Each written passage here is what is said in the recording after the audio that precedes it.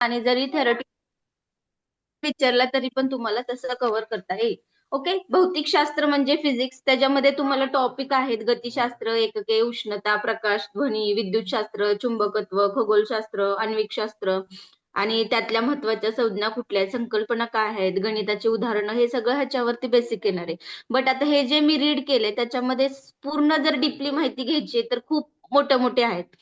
Motions, type of motion, motion म्हणजे काय आहे, त्याच्यामध्ये circular motion, uniform motion, non uniform motions, त्याच्यामध्ये भरपूर टाईप आहेत. एकके, उष्णता बोललं, त्याच्यामध्ये भरपूर टाईप आहे. प्रकाश, तेव्हा आपण घेतलं होतं लेन्सेसचं, प्रकाश परावर्तन म्हणजे रिफ्लेक्शन ऑफ लाईट, ह्याच्यामध्ये पण भरपूर कन्सेप्ट आहेत.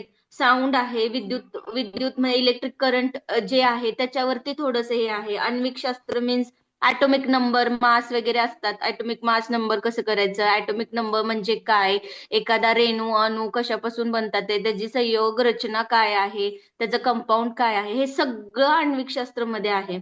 आणि त्यातल्या संज्ञा, थोडंसं तुम्हाला कन्सेप्ट, संज्ञा ते मॉलिक्युलर फॉर्म्युले आहेत त्यांना संज्ञा म्हणतात मराठीमधून. मग ते सगळ्या संज्ञा पण तुम्हाला मल्टिपल चॉईस मध्ये विचारते. संकल्पना काय आहेत बाबा, उदाहरणं, आणि ही सगळं फिजिक्सच्या रिलेटेड असले की त्यांना न्यूमेरिकल्स बेस्ड क्वेश्चन असतात तर असतात. ओके. आता आपण पहिला टॉपिक घेणार आहे मोशन. एकदम माझ्या वर्ड मध्ये सिम्पली सिम्पली तुम्हाला समजवण्याचा प्रयत्न करते की बाबा मोशन म्हणजे काय आहे, मोशन गती म्हणजे काय आहे. आपण रेग्युलर जीवनामध्ये आपलं बघितलं तर मोशन हे आपलं प्रत्येक गोष्टीला मोशनची गरज आहे, प्रत्येक गोष्टीला गतीची गरज आहे, राईट. म्हणजे मोशन काय आहे की बाबा जिथे गतीचा अभ्यास आहे, if the position of an object is changing with respect to it surrounding then it is said to be in motion. आता फॅन जेव्हा आपला बंद असतो, जेव्हा आपण इलेक्ट्रिक करंट त्याला पास करतो किंवा स्विच ऑन करतो तेव्हा फॅन रोटेट होतो, राईट. जेव्हा फॅन रोटेट होतो तेव्हा तो एका पर्टिक्युलर मोशन मध्ये असतो. ती पर्टिक्युलर मोशन मीन्स व्हॉट, आता तो मोशन आहे एका रेषेमध्ये किंवा सर्क्युलर मोशन मध्ये, ती क्रिया सुरू आहे. ती क्रिया कशाशी नंतर चेंज होते, विथ रिस्पेक्ट टू टाइमची चेंज होते. त्यालाच काय म्हणायचंय आपल्याला, गती म्हणायचंय किंवा मोशन म्हणायचंय. ओके. आता ह्याच्यामध्ये दोन असं संकल्पना किंवा एखादी पॉइंट आहे, डिस्प्लेसमेंट आणि डिस्टन्स म्हणजे काय. तुम्ही ऐकलं असेल की डिस्टन्स कशाला म्हणतात, डिस्प्लेसमेंट कशाला म्हणतात. डिस्टन्स मीन्स व्हॉट, काय आहे, जे अंतर आहे, टोटल अंतर आहे. सपोज मला इथून पुण्यावरून मला जायचंय सातारा, हे जे पुणे टू सातारा डिस्टन्स आहे त्याच्यामध्ये लागणारा जो वेळ आहे त्याला मी काय म्हणणार आहे, डिस्टन्स. मग डिस्टन्सचा फॉर्म्युला काय येतो किंवा स्पीडचा फॉर्म्युला काय येतो, असं ह्याच्यावरून थोडेसे कन्सेप्ट आपण क्लिअर करून घ्यायच्या. त्याच्यानुसार आपल्याला बेसिक जे आहे ते असं बेस समजला तर तुम्हाला पुढचं समजायला अवघड नाही जाणार.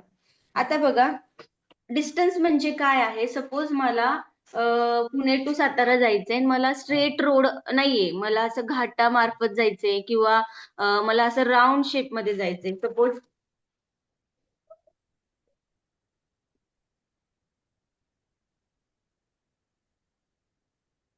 सपोज हा पॉइंट ए आहे आणि हा पॉइंट बी आहे,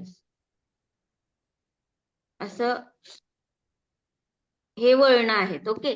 आता हा ए डिस्टन्स आणि हा बी डिस्टन्स, जसा पाथ क्रिएट होतोय तसं मी ट्रॅव्हल करणार आहे आणि बी पॉइंट डेस्टिनेशन पर्यंत जाणार आहे.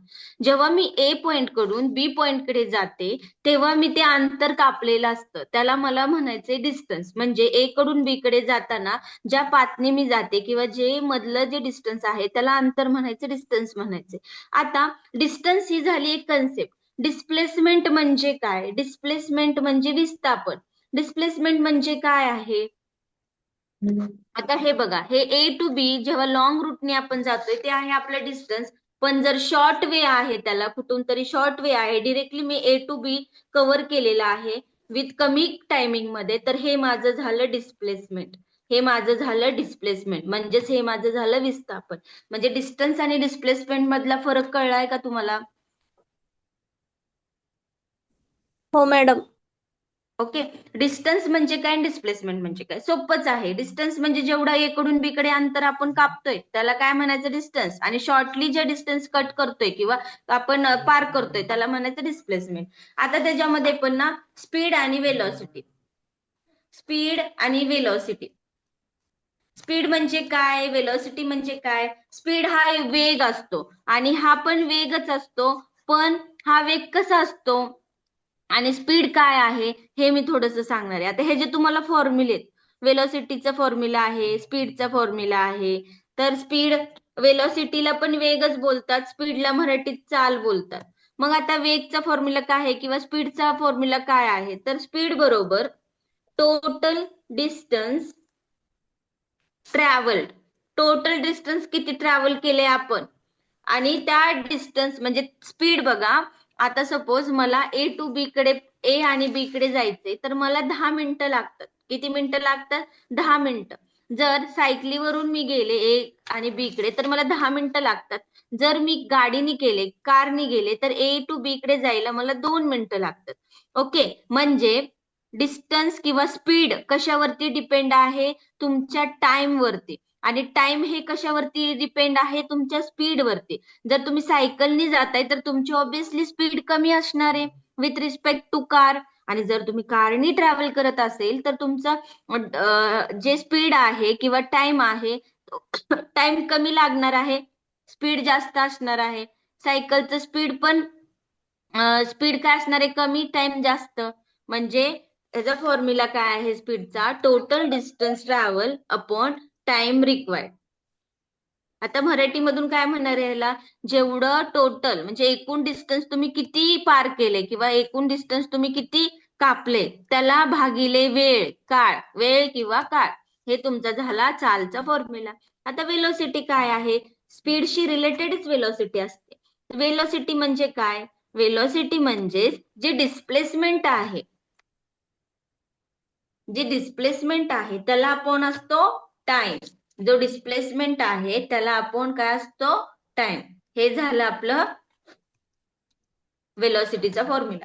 आता आपण मोशन बघतोय, गती बघतोय. गतीमध्ये काय आहे? प्रत्येक गोष्ट आहे, प्रत्येक ऑब्जेक्ट आहे, त्याच्यामध्ये काय आहे? मोशन आहे.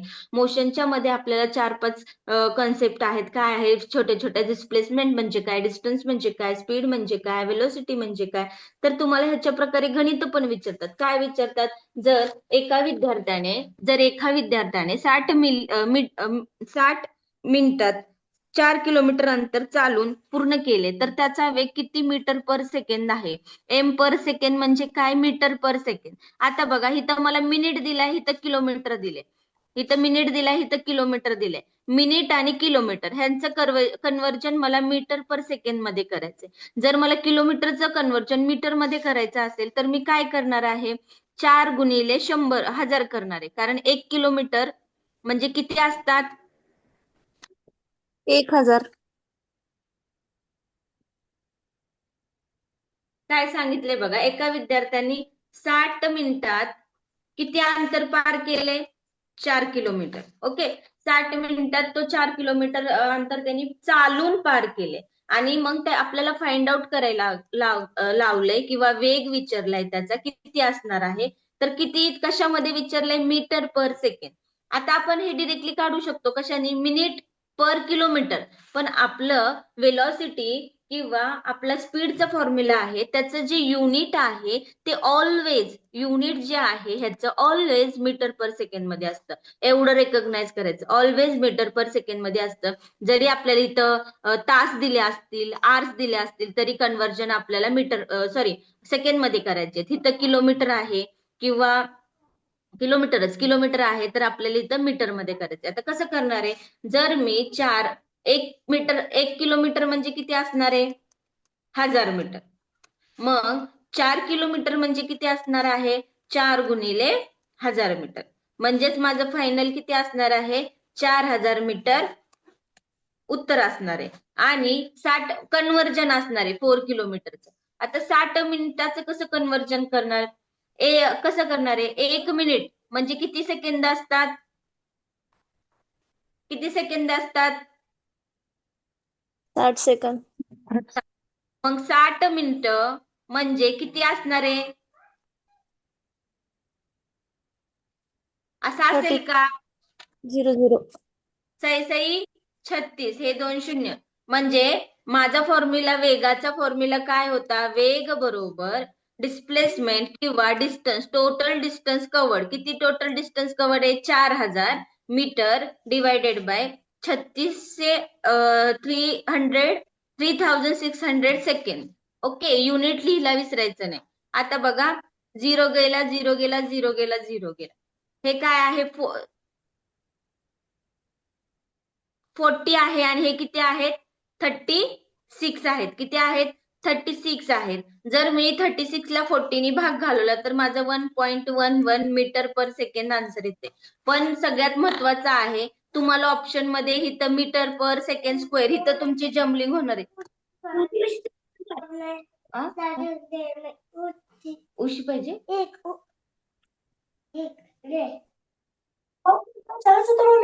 काय म्हणा त्याला टाकते.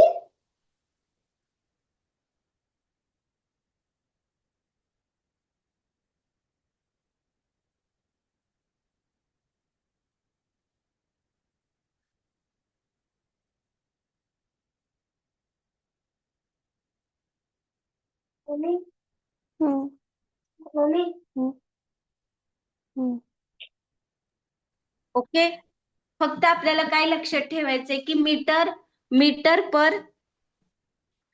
पर सेकंड असलं पाहिजे. आपल्याला वेग विचारलाय, वेलोसिटी विचारली, डिस्प्लेसमेंट विचारली, तर आपल्याला युनिट लक्षात ठेवायचं मस्ट आहे. ओके, आता आता दुसरा पॉइंट काय आहे बघा.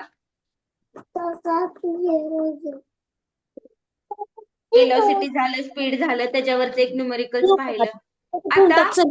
आता युनिफॉर्म आणि नॉन युनिफॉर्म मोशन. ठेवून टाक, सगळं ठेवून टाक. आता सगळं युनिफॉर्म लिनियर मोशन म्हणजे काय? युनिफॉर्म आणि नॉन युनिफॉर्म म्हणजे काय बघा. युनिफॉर्म मोशन काय असतो? जो स्ट्रेट लाईन मध्ये कॉन्स्टंट स्पीडने जातो त्याला युनिफॉर्म म्हणतात. म्हणजे काय? एक समान गती किंवा एका रेषेत असलेले एक समान गती आणि नैक समान गती. एक समान गती म्हणजे काय? की एका रेषेमध्ये जी गती असते, स्ट्रेट लाईन मध्ये जी मोशन असते, त्याला काय म्हणायचं? Uniform motion.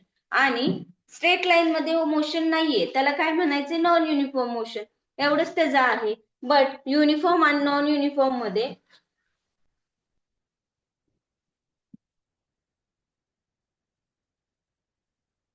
युनिफॉर्म आणि नॉन युनिफॉर्म मध्ये दम देते. युनिफॉर्म आणि नॉन युनिफॉर्म मध्ये काय आहे? एक तर युनिफॉर्म लिनियर मोशन मीन्स काय आहे? ऑब्जेक्ट मूव्ह करतो कुठे? स्ट्रेट लाईन मध्ये आणि कॉन्स्टंट स्पीड मध्ये असतो. एवढं लक्षात ठेवायचं. The object covers equal distance in equal interval of time. एवढं एक सेंटेन्स लक्षात ठेवायचं की वस्तू ही समान वेळेत समान अंतर कापत असते किंवा पार करत असते. जर फॉर एक्झाम्पल तुम्हाला सांगितलं तर 40 किलोमीटर पर आवर चालणारी, सतत चालणारी कार वेग बदलत नाही, बरोबर ना? जर एक कंटिन्युअसली एक स्पीडचं प्रमाण ठेवलं गाडीनी तर ती सतत त्याच वेगाने जाते, का कमी जास्त करते नाही. ते युनिफॉर्म मोशनचं ते बेस्ट एक्झाम्पल आहे. अजून काय? बंदुकीतून सुटणारी गोळी हे एक बेस्ट एक्झाम्पल फॉर युनिफॉर्म मोशनचं आहे. एक रेषीयची एक्झाम्पल्स तुम्ही घेऊ शकता. लगोरीतून सोडलेला दगड, बाण, धनुष्यातला बाण, बंदुकीची गोळी, जे एक गतीच्या म्हणजे स्ट्रेट लाईन मध्ये जातात त्याला आपण काय म्हणणार आहे? Uniform motion. आणि सपोज नॉन युनिफॉर्म म्हणजे काय आहे? की बाबा जे वस्तू समान वेळात समान अंतर कापत नाही. हा, कर अभ्यास जा. जर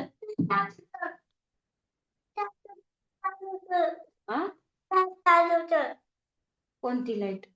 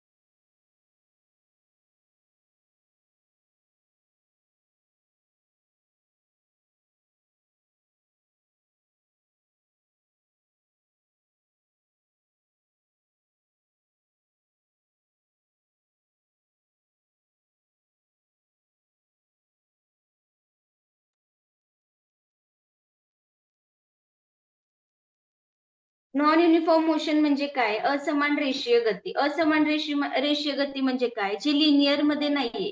ऑब्जेक्ट मूव्ह स्ट्रेट लाईन मध्ये होतो, पण स्पीड ही चेंज होते. म्हणजे ऑब्जेक्ट स्ट्रेट लाईन मध्ये होतो, पण स्पीड चेंज होते. म्हणजे काय होते?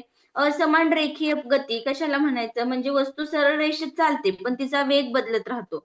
फॉर एक्झाम्पल, जर कार आपली मुव्हिंग करते आणि ती ट्रॅफिक मध्ये अडकलीये. ट्रॅफिक मधील गाडी कधी जलद कधी मंद होते. Speed increases and decreases. त्या कंडिशनला आपण म्हणणार आहे non uniform motion. Okay, uniform आणि नॉन युनिफॉर्म मोशन्स कळले का? हो मॅडम. असमानचे उदाहरण सांगा मॅडम. असमान एक दोन. गतीचे उदाहरण बघा. गाडीचं आहे एक्झाम्पल, जिथे तुम्ही स्पीड कंटिन्युअसली चेंज करता पण गती तीच असते. आठवा जरासं त्या रिलेटेड एक्झाम्पल असेल तर. गाडी एक एक्झाम्पल, सायकल घेऊ शकता दुसरे एक्झाम्पल, तिसरे एक्झाम्पल काय करू शकता तुम्ही? फुलपाखराचे उडणे. फुलपाखरू पण याच्यामध्ये असते मॅडम. स्पीड. स्पीड काय सांगितलंय त्यांनी? वस्तू समान वेळात असमान अंतर कापते. असमान अंतर म्हणजे त्याचं फक्त काय चेंज होतं? स्पीड इन्क्रीज होती आणि डिक्रीज होती. बाकी त्याचं डिरेक्शन एका दिशेतच असतं. फक्त मॅटर आहे स्पीड मध्ये. फॉर एक्झाम्पल, झरा घेतला. झरा, धबधबा बघा. झरा असेल तो एका पोझिशन पर्यंत तो एक स्ट्रेट लाईन मध्ये आहे, तो एका प्रवाहामध्ये चाललेला असतो. बट जर त्याचा चढ उतार आला किंवा उतार आला तर डिरेक्टली फ्लो होतो जास्त स्पीडने. म्हणजे आपण झऱ्याचं पण उदाहरण घेऊ शकतो. म्हणजे आपण हे कोरिलेट करा, थोडस निगडीत असणार आहे. जसं मला आठवते तसं मी सांगते, बट एवढं लक्षात ठेवा की काय आहे नॉन युनिफॉर्म, की गती स्ट्रेटच आहे. काय चेंज होतंय? काय चेंज होतोय? त्याचं स्पीड चेंज होते. त्याचं जे वेळ आहे डिक्रीज कमी काय होतंय, त्याचं जी स्पीड आहे, त्याचं जी जलद गती आहे ती कधी कधी जास्त होतीये, कधी कधी मंद होते. फॉर बेस्ट एक्झाम्पल आहे गाडीचं. गाडी जर ट्रॅफिक मध्ये अडकलेली असेल तर गाडीचं काय एक्झाम्पल आहे? कधी कधी ती जास्त आहे, कधी कधी कमी स्पीड आहे. हे बेस्ट एक्झाम्पल आहे नॉन युनिफॉर्म एक्झाम्पल.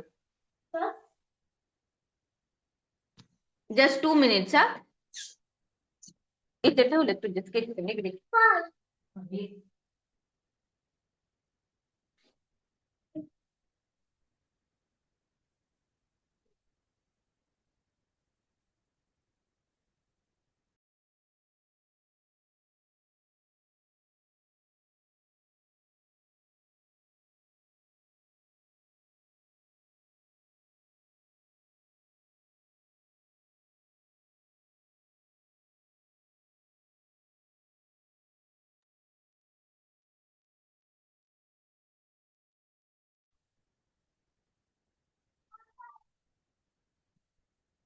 ओके.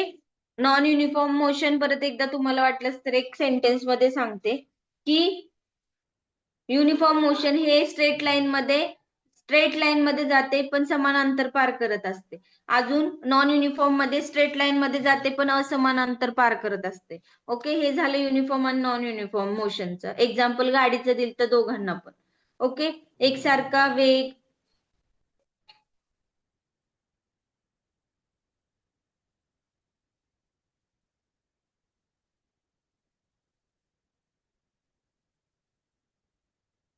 आता तुम्हाला त्याच्यामध्ये क्वेश्चन सांगते. ह्याच्यावरती युनिफॉर्म आणि नॉन युनिफॉर्म वरती विचारलेला काय आहे? खालीलपैकी कोणत्या गतीत समान वेळेत समान अंतर पार करते? खालीलपैकी कोणत्या गतीत? म्हणजे बघा, आता इथं तुम्हाला दिसतंय की नाही काय माहित नाही. एक समान रेषीय गती होती. दिसत नाहीये ना मोठं होऊन? नाही नाही. एक मिनिट थांबा, मी स्क्रीनशॉट करते आणि मग मोठं करते.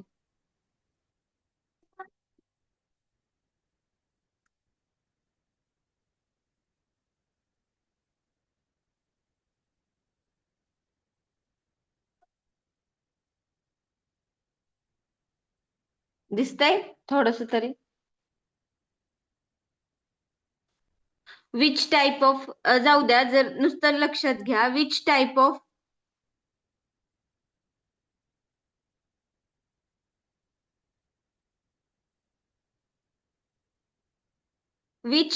Of motions covers equal distance in equal time. काय आहे, खालीलपैकी कोणत्या गतीत समान वेळेत समान अंतर पार होते? रोटेशनल मोशन आहे, युनिफॉर्म लिनियर मोशन आहेत, नॉन युनिफॉर्म आणि ऑसिलेटरी मोशन आहे. Uniform motion. आहे की नाही? म्हणजे असे तुम्हाला थोडे थोडे कन्सेप्ट असतील ना माहित, तर तुम्हाला त्याचे आन्सर्स येणार आहे. Okay. In non uniform linear motion speed कशी असते? असमान रेखीय गतीत वेग कसा असतो? वेग हा नेहमी चेंज चढ होतो ना, उतार तिथं असतो. ऑप्शन आहेत. हा, remain constant, become zero, changes, always increase. तर चेंज असतो, कधी कमी पण होऊ शकतो आणि कधी जास्त पण होऊ जास्त. शकतो. Okay. Distance time graph of uniform motion is काय आहे? आता त्याच्यामध्ये तुम्हाला ग्राफ पण आहे युनिफॉर्म मोशनचा आणि नॉन युनिफॉर्म मोशनचा. तर समान रेखीय गतीचा अंतर्वेळ आलेख कसा असतो? तर तो स्ट्रेट लाईन मध्ये असतो. आणि नॉन युनिफॉर्मचा मोशन हॅज असमान गतीमध्ये काय असते? तर तिथं दिलंय की त्याच्यामध्ये चेंजिंग स्पीडच एकच प्रॉपर्टी. आता तुम्हाला तिथं ऑप्शन जर दिसले तर तुम्हाला लगेच कळलं असतं ते. आता दुसरं बघा.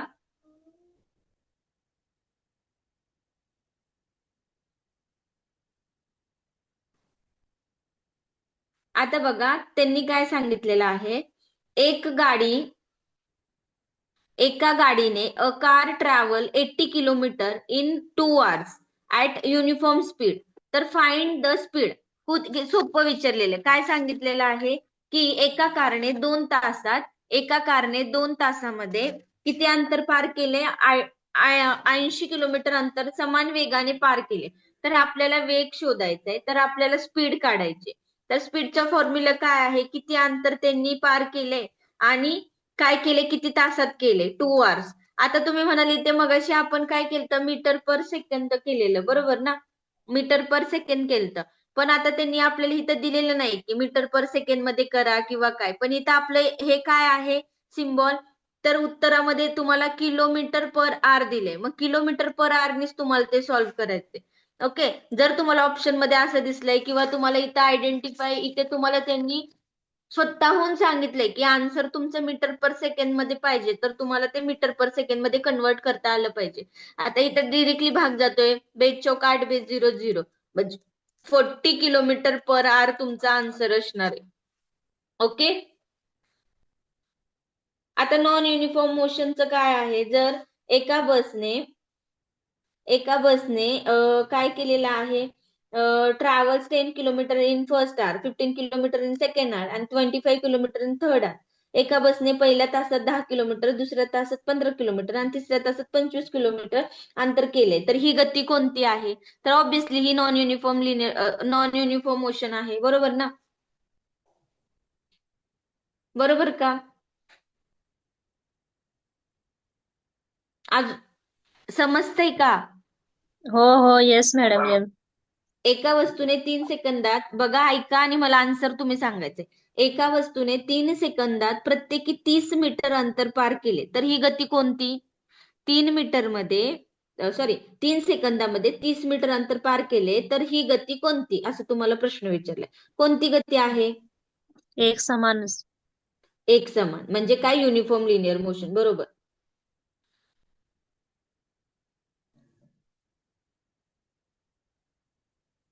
Okay.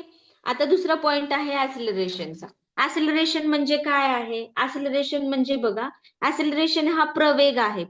ऍसिलरेशन is the rate of change of velocity with respect to time. How fast the velocity of an object is increasing और डिक्रीजिंग. काय आहे ऍसिलरेशन म्हणजे? बघा, ऍसिलरेशन प्रवेग म्हणजे वेगात किंवा वेळेनुसार होणारा बदल. वस्तूचा वेग किती लवकर वाढतो किंवा कमी होतो ह्याला ऍसिलरेशन म्हणतात. बेस्ट एक्झाम्पल ऑफ ऍसिलरेशनचं सांगते. घसरगुंडी जेव्हा आपण खेळतो, आपण जेव्हा घसरगुंडीवरून जेव्हा घसरतो तेव्हा एक समान गती असते, पण शेवटच्या डिरेक्शनला जेव्हा फास्ट मध्ये आपण खाली येतो तर आपण थोडस खाली पडल्यासारखं होतं. कधी? लास्ट मोमेंटला. म्हणजे ऍसिलरेशनचं बेस्ट एक्झाम्पल जर तुम्हाला बघायचं असेल तर काय आहे? घसरगुंडी. किंवा वरून खाली चेंडू जोरात फेकणे, हे पण ऍक्सिलरेशनचं एक्झाम्पल आहे. आता बघा, प्रवेग म्हणजे काय? वेळेनुसार होणारा बदल, वस्तूचा वेग किती लवकर वाढतो किंवा कमी होतो हे प्रवेग दर्शवतो, म्हणजे ऍक्सिलरेशन सांगतात. ऍक्सिलरेशन मध्ये पण एक कन्सेप्ट म्हणजे फॉर्म्युला आहे, त्याच्यावरती पण तुम्हाला गणित विचारतात. हे सगळे फिजिक्सच्या कॉन्सेप्ट आहेत आणि ह्याच्यावरती तुम्हाला गणित थोडीफार विचारणार तर विचारणारच. काय आहे बघा, ऍक्सिलरेशन म्हणजे काय? प्रवेग. ते काय आहे? Change in velocity divided by time. काय चेंज इन वेलोसिटी म्हणजे वेग मध्ये बदल भागिले काळ. वेळेनुसार वेगात बदल होतोय आणि भागिले काय आहे? त्याला काळ आहे. मेन म्हणजे काय आहे? V minus U upon T. A म्हणजे ऍक्सिलरेशन. ह्या कन्सेप्ट मराठीला पण सेम आहेत, इंग्लिशला पण सेम आहे.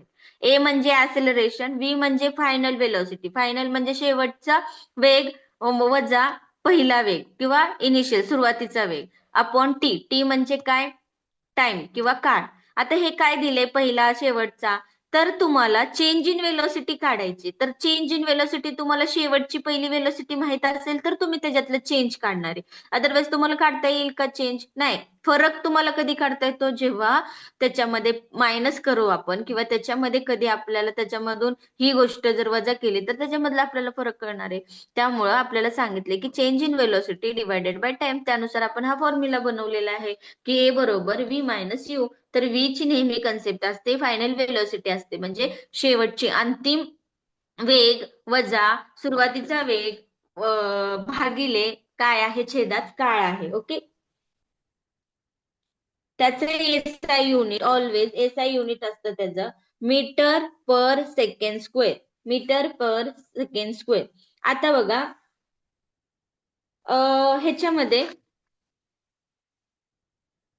ह्याच्यामध्ये तुम्हाला ना 3 कंडिशन असतात.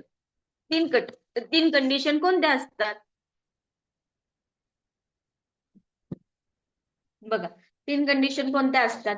पहिलं म्हणजे positive, negative and zero acceleration. Positive, negative and zero acceleration. Wien velocity increases, जेव्हा स्पीड किंवा जेव्हा वेग हा वाढणार आहे तेव्हा ऍक्सिलरेशन हे पॉझिटिव्ह असतं. पॉझिटिव्ह असतं म्हणजे काय असतं ऍक्सिलरेशन? ऍक्सिलरेशन पॉझिटिव्ह असतं म्हणजे ते सकारात्मक किंवा पॉझिटिव्हली ते ऍक्सिलरेट होते. वेन वेलॉसिटी डिक्रीजेस, जेव्हा डिक्रीज वेलॉसिटी स्पीड कमी आहे तेव्हा ऍक्सिलरेशन हे निगेटिव्ह आहे. आणि जेव्हा velocity of the object does not change with time, ते टाइम नुसार ते चेंज होत नाही, तेव्हा ते ऍक्सिलरेशन झिरो असणार आहे. ऍक्सिलरेशन जेव्हा वेळेनुसार चेंज होत नाही त्याला काय म्हणणार आहे? झिरो ऍक्सिलरेशन म्हणजे शून्य प्रवेग. ओके. हे झालेले आहे ऍक्सिलरेशनच्या कन्सेप्ट. आता त्याच्यावरती तुम्हाला क्वेश्चन्स कसे विचारू शकतात? काय विचारू शकतात? ऍक्सिलरेशन म्हणजे काय किंवा काय क्वेश्चन येऊ शकतो तुम्हाला? पहिला question, what is the SI unit of acceleration? काय सांगितलं मी SI unit?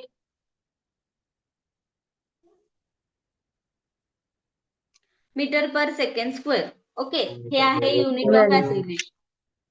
Acceleration is positive. कधी असतं ऍक्सिलरेशन पॉझिटिव्ह? जेव्हा वेलोसिटी इन्क्रीज होती, जेव्हा वेग हा वाढतो तेव्हा काय होतं? सकारात्मक प्रवेग असतो, तेव्हा पॉझिटिव्ह ऍक्सिलरेशन असतं. प्रवेग सकारात्मक कधी असतो? स्पीड इन्क्रीजेस झाल्यावर, डिक्रीजेस झाल्यावर. जेव्हा इन्क्रीज होतो तेव्हा सकारात्मक असतो, वाढतो तेव्हा सकारात्मक असतो. If a body's velocity does not change with time, its acceleration is zero acceleration. जेव्हा जर वस्तूचा वेग वेळेनुसार बदलत नाहीये तर त्याला कोणता प्रवेग म्हणायचा? तर तो आहे झिरो ऍक्सिलरेशन, झिरो प्रवेग, शून्य प्रवेग. Very good. हा. Which formula is use to calculate acceleration? कोणता फॉर्म्युला किंवा कोणतं सूत्र हे ऍक्सिलरेशन मोजण्यासाठी वापरतात? कोणतं सूत्र सांगितलं मी तुम्हाला? त्याच्यामध्ये तुम्हाला खूप कन्फ्युजन दिलंय. ए बरोबर ह्या अंशी अंतिम वेग ए बरोबर काय असणार आहे? V minus U v divided by minus T. u is equal to time. Yes. To time काय? व्ही हे आहे final velocity, initial velocity divided by T. आता ऑप्शन मध्ये तुम्हाला कन्फ्युज बघा कसं होतंय ऑप्शन बघून. मी लिहून दाखवते तर असे ऑप्शन. पहिला आहे A is equal to V multiply by T दिलाय. दुसरा ऑप्शन दिलाय U plus V upon T दिलाय. तिसरा ऑप्शन आहे V minus U upon T. आणि चौथा ऑप्शन आहे ए बरोबर एस डिस्प्लेसमेंट अपॉन टाइम. तर काय आहे आपला आन्सर? हे दुसरं आहे, कारण आपण ऍक्सिलरेशन मध्ये हे शिकलोय ना त्याचा फॉर्म्युला. ए बरोबर ऑलवेज काय असतं? इनिशियल फायनल वेलोसिटी वजा initial velocity divided by time, है की नाही? म्हणजे काय आहे? शेवटचा प्रवेग मायनस सुरुवातीचा प्रवेग छेद काळ किंवा वेळ. ओके.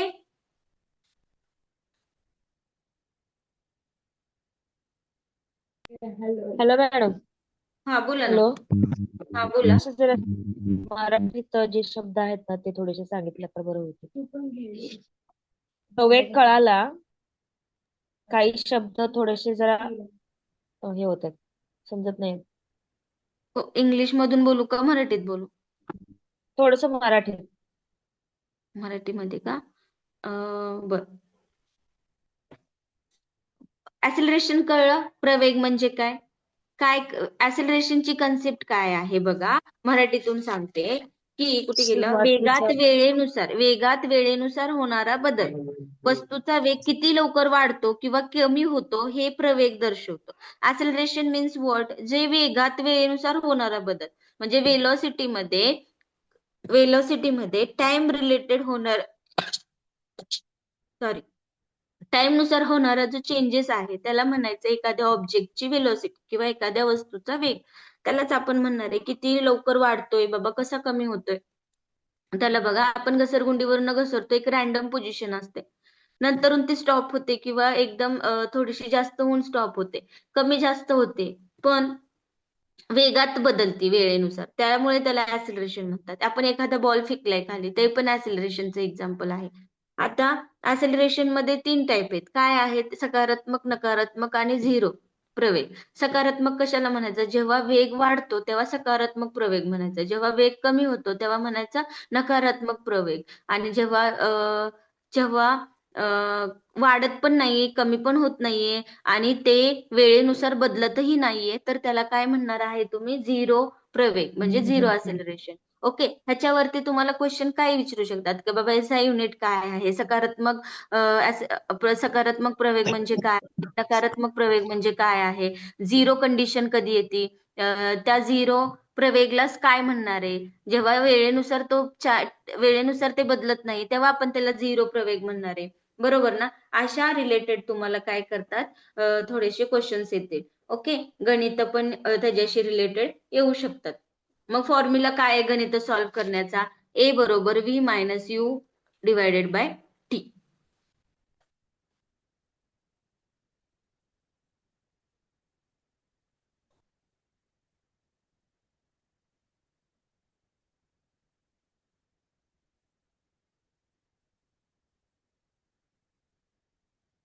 ओके.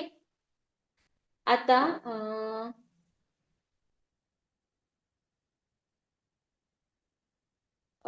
बेसिक थोडं हे बघा. ऍक्सिलरेशन म्हणजे वेगातील बदलाचा दर, ह्याला प्रवेग म्हणायचं छोट्या भाषेत. आणि ऍक्सिलरेशन म्हणजे rate of change of velocity, एवढं लक्षात ठेवा. त्याचं एसआय युनिट किंवा एकक आहे मीटर पर सेकंड स्क्वेअर. दुसरा पॉइंट आहे, त्याचा फॉर्म्युला आहे ए बरोबर व्ही वजा यू छेद टी. शेवटचा वेग वजा सुरुवातीचा वेग छेद काळ. आणि काय सांगितलं मी? जेव्हा वेग वाढतो तेव्हा काय असतं? सकारात्मक प्रवेग म्हणजे जेव्हा स्पीड इन्क्रीज होती किंवा वेलॉसिटी इन्क्रीज होती तेव्हा आपण म्हणणार आहे पॉझिटिव्हली ऍक्सिलरेशन किंवा पॉझिटिव्ह ऍक्सिलरेशन. आणि जेव्हा स्पीड किंवा वेलॉसिटी कमी होणार आहे तेव्हा आपण म्हणणार आहे नेगेटिव्ह ऍक्सिलरेशन. आणि जेव्हा स्पीड त्याची चेंज इन्क्रीज डिक्रीज काही न होता काय होणार आहे? If the velocity of the object does not change with respect to time, then what we have to say it has zero acceleration. तेव्हा आपण काय म्हणणार आहे की ते झिरो प्रवेग आहे. ते काय होते? चेंज होत नाही टाइम नुसार. वेग हा टाइम नुसार चेंज होत नाहीये, तर त्याला आपण म्हणणार आहे झिरो प्रवेग. इथपर्यंत ऍक्सिलरेशनची कन्सेप्ट कळली का? ऍक्सिलरेशन प्रवेग म्हणजे काय आहे?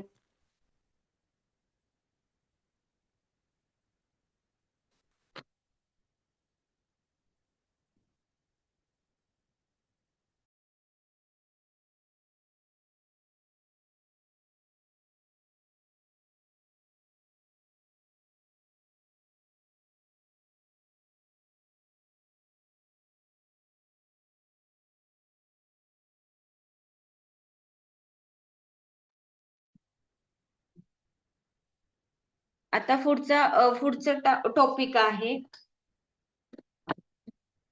Newton's law of motion.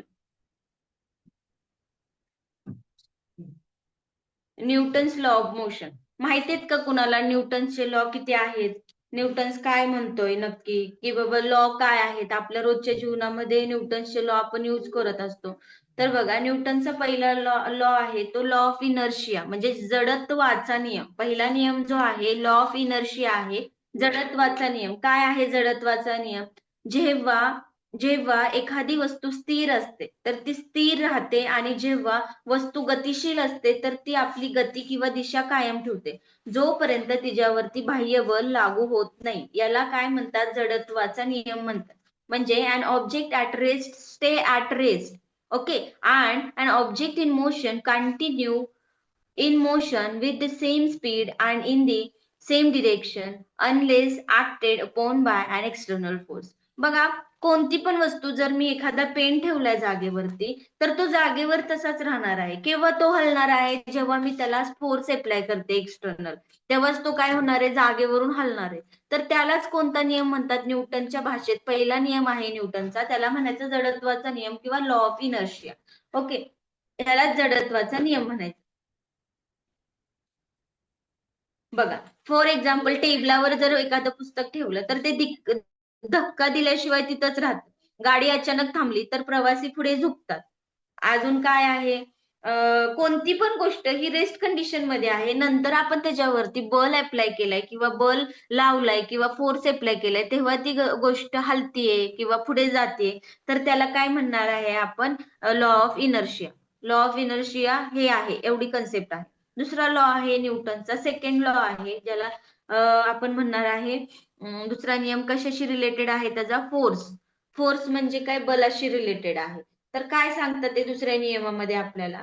वस्तूच्या संवेगात, संवेग म्हणजे काय? वस्तूच्या संवेगात होणारा बदल त्या वस्तूवर लावलेल्या बलाच्या प्रमाणात असतो आणि बलाच्या दिशेनुसार असतो.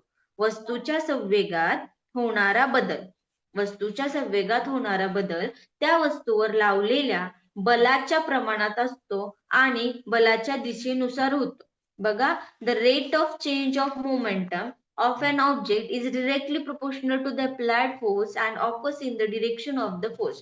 काय सांगतात ते? संवेग म्हणजे काय? मोमेंटम असतं. मोमेंटम म्हणजे पण सपोज असं धरा, एखादी वस्तू मोमेंटम मध्ये आहे किंवा संवेगामध्ये होणारा बदल म्हणजे एखादी कंडिशन रेस्ट कंडिशन मध्ये आहे आणि तिला त्या वस्तूवर आपण फोर्स अप्लाय केलाय, तर तो फोर्स कोणत्या दिशेत? तो बलाची दिशा म्हणजे फोर्सची डिरेक्शन ही काय आहे? त्याच दिशेने आहे. सपोज फॉर एक्झाम्पल, जर जड पेटी हलवण्यासाठी जास्त बल लागते तर हलक्या पेटीसाठी कमी बल लागते.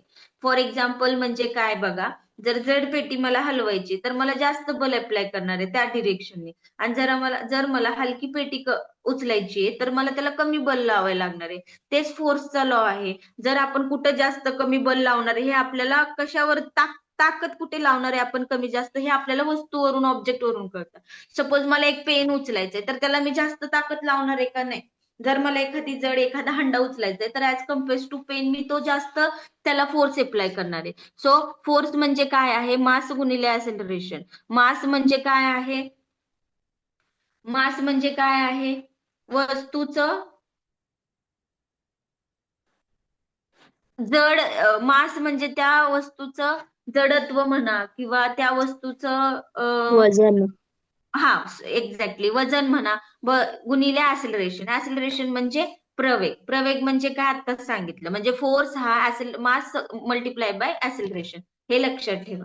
आता तिसरा लॉ तर सगळ्यांनाच माहितीये, लहानपणापासून आपण शिकलोय की तिसरा लॉ न्यूटनचा सगळ्यांचाच पाठ असतो. काय आहे? For every action there is an equal and opposite reaction. आपण एखाद्याच्या जाऊन कानाखाली दिली तर ऑब्व्हियसली तो आपले काही नाही देणार आहे का आपल्या कानाखाली, किंवा तो गप्प बसणार आहे का? तर नाही. तर न्यूटन काय म्हणतोय? For every action there is an equal and opposite reaction.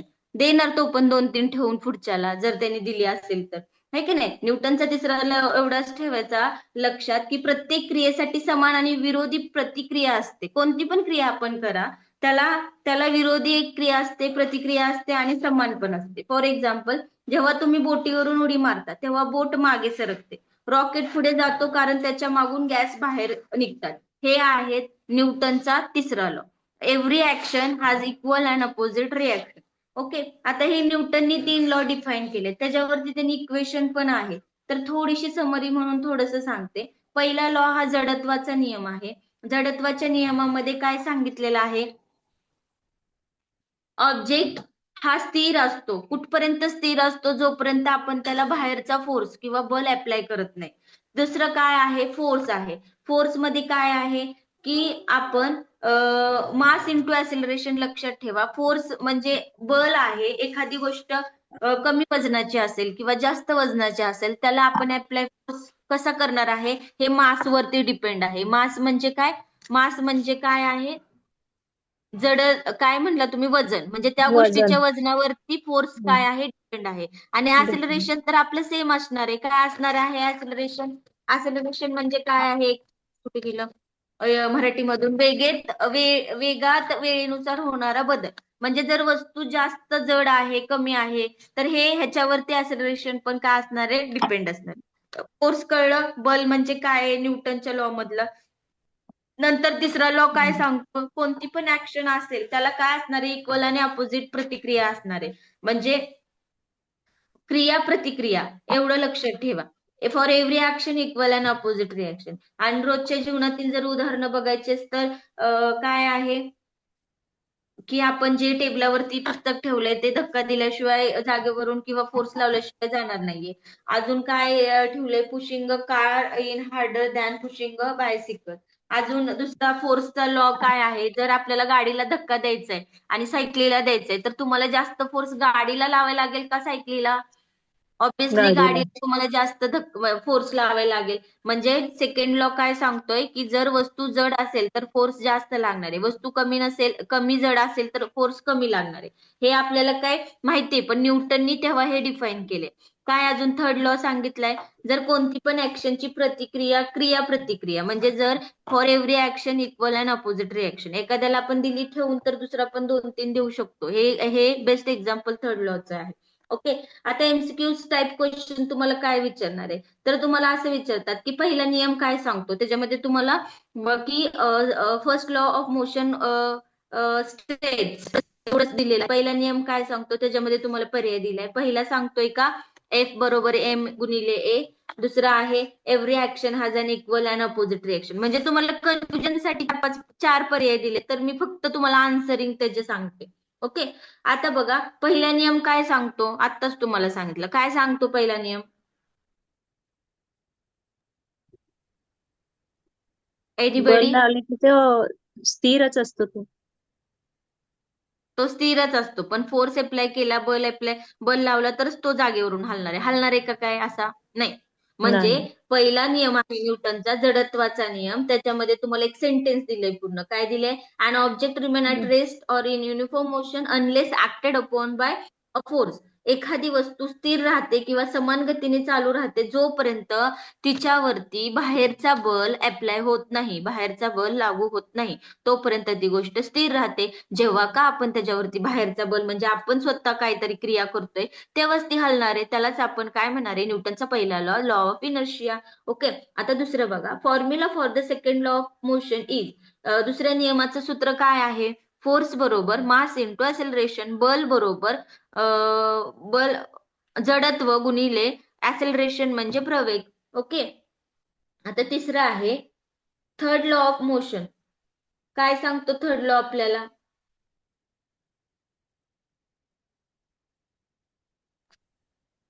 Sorry, प्रतिक्रिया तो विरोधी प्रतिक्रिया असते.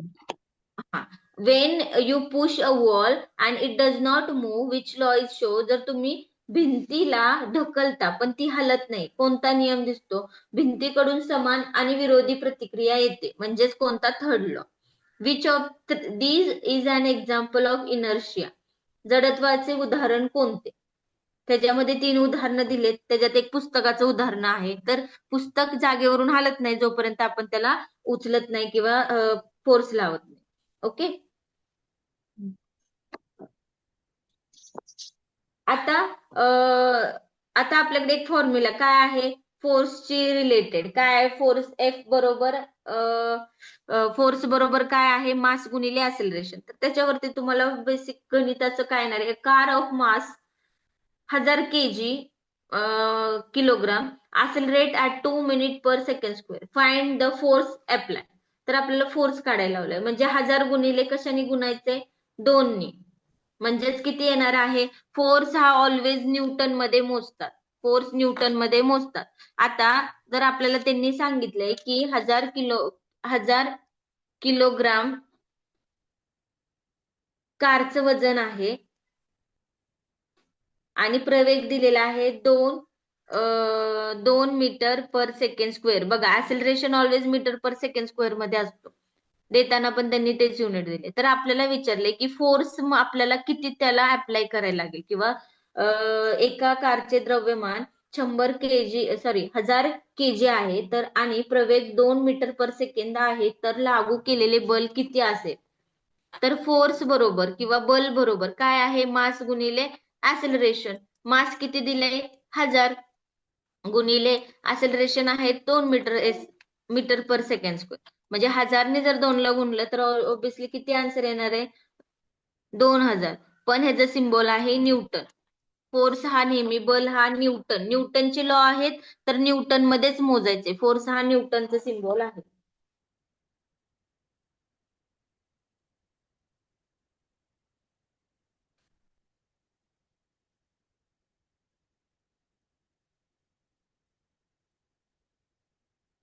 आता बघा त्यांनी काय सांगितलं a person waiting 600 Newton stands on the ground. What is the reaction force exerted by the ground? 600 Newton वजनाचा व्यक्ती जमिनीवर उभा आहे. जमीन व्यक्तीवर किती प्रतिक्रिया बल देते. 600 न्यूटन वजनाचा व्यक्ती जमिनीवरती उभा आहे. जमीन व्यक्तीवर किती प्रतिक्रिया बल देईल. काय सांगितलेलं थर्ड लॉ आहे according to third law reaction आणि ऍक्शन क्रिया प्रतिक्रिया काय सांगितलेलं आठवतंय का. जर भिंतीवरती मी बल लावलाय तर भिंत हलणार आहे का जागची नाही मला तीच प्रतिक्रिया भेटणार आहे पाठीमागे. ओके तीच प्रतिक्रिया पाठीमागे भेटणार आहे म्हणजे काय होणार आहे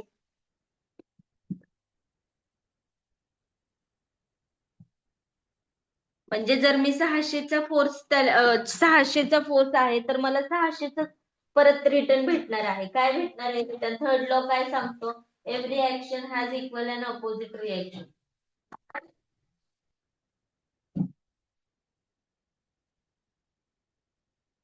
ओके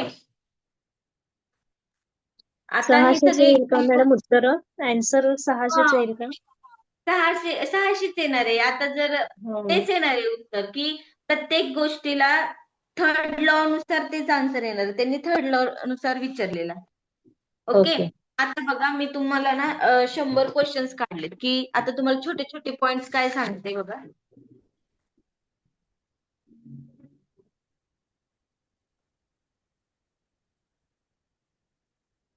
जी एकक आहे उष्णता आहे प्रकाश. आता रिफ्लेक्शन ऑफ लाईटचं थोडी कन्सेप्ट सांगते. रिफ्लेक्शन ऑफ लाईट आणि काय आहे साऊंड आहे विद्युत आणि त्याच्यावरती मॅग्नेटिक इफेक्ट काय आहे ह्याच्यावरती मी तुम्हाला डिरेक्टली एमसीक्यू शोधलेत की त्या एमसीक्यू थ्रू तुम्हाला थोडंसं सांगता येईल. ओके आता बघा इथं एकक म्हणजे काय आहेत सगळ्याची एकक तुम्हाला सांगते. What is the SI base unit of mass. मासचं बेस युनिट काय आहे किलोग्राम. लक्षात ठेवा किंवा लिहून घ्या.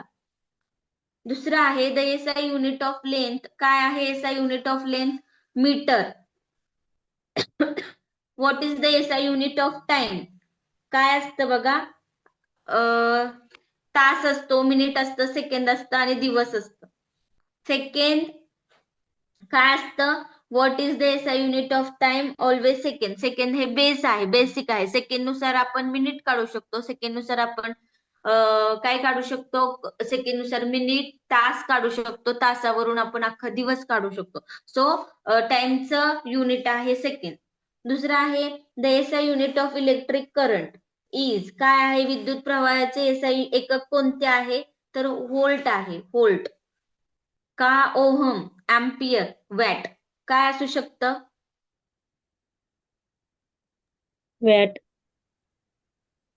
मी व्होल्ट म्हणलं, तुम्ही वॅट म्हणलं. अजून काय असू शकतं? आता बघा, इलेक्ट्रिक करंट हा वॅट मध्ये पण मोजत नाहीत. वॅट मध्ये पॉवर मोजतात, व्होल्ट मध्ये व्होल्टेज मोजतात, आणि इलेक्ट्रिक करंट हे ऑलवेज अँपियर मध्ये मोजतात, आणि त्याचं सिम्बॉल असतं ओहम. रेझिस्टन्स जे मोजतात ते ओहम मध्ये मोजतात, आणि अँपियर मध्ये करंट जो आहे आपल्या घरामध्ये येतो ना करंट, तो रेग्युलर, तो मोजतात अँपियर मध्ये. ओके. आता बघा, which is the SI unit of temperature. टेम्परेचरचं तर तुम्हाला सगळ्यांनाच माहिती असेल, काय असतं?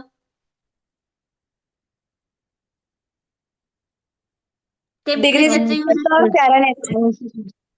काय? डिग्री सेल्सिअस किंवा फॅरनहीट. Degree kelvin Celsius. पण आहे ना मॅडम, केल्विन. एसआय युनिट ना मॅम. केल्विन कोणी सांगितले? ते राईट आन्सर आहे. मी सांगितलं. Okay. Kelvin is the correct answer, because Fahrenheit आणि सेल्सिअस हे काय आहे, मोजण्याचं नाहीये, ते डिग्री शो करतं. सेल्सिअस डिग्री दाखवतो आपण, काय दाखवतो असतं सेल्सिअस. फॅरेनहाइट हे त्या टेम्परेचर वरती आपण म्हणतो एवढं फॅरेनहाइट आहे ते, पण त्याचं एकक जे आहे मोजण्याचं ते केल्विन आहे, लक्षात ठेवा. आणि कन्फ्युजन करू नका, तिथे तुम्हाला दिले फॅरेनहाइट पण दिलाय, केल्विन पण दिलाय, सेल्सिअस पण दिलाय. So answer, correct answer is kelvin.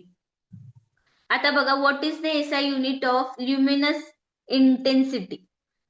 प्रकाश तीव्रतेचं एकक कोणतं आहे? कॅन्डेला. कोणतं आहे युनिट? कॅन्डेला.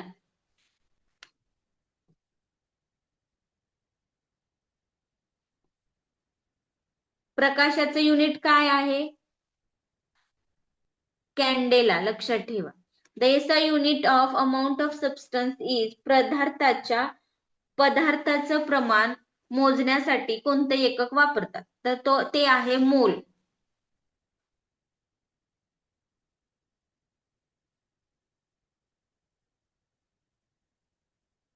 एक kilometre equals how many metres. 1 kilometre हा किती मीटर असतो?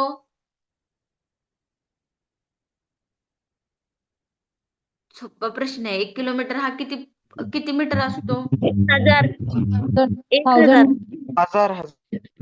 Which is the SI unit of force. आता जरी केलं. न्यूटन. Very good.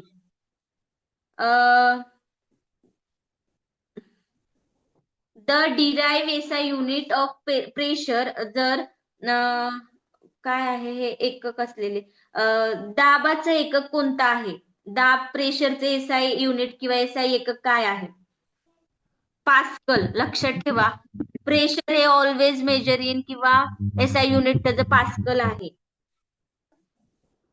अजून विच युनिट इज, आपण फक्त एकक बघतोय म्हणून सगळ्यांची युनिट आलेत म्हणून सांगते मी तुम्हाला.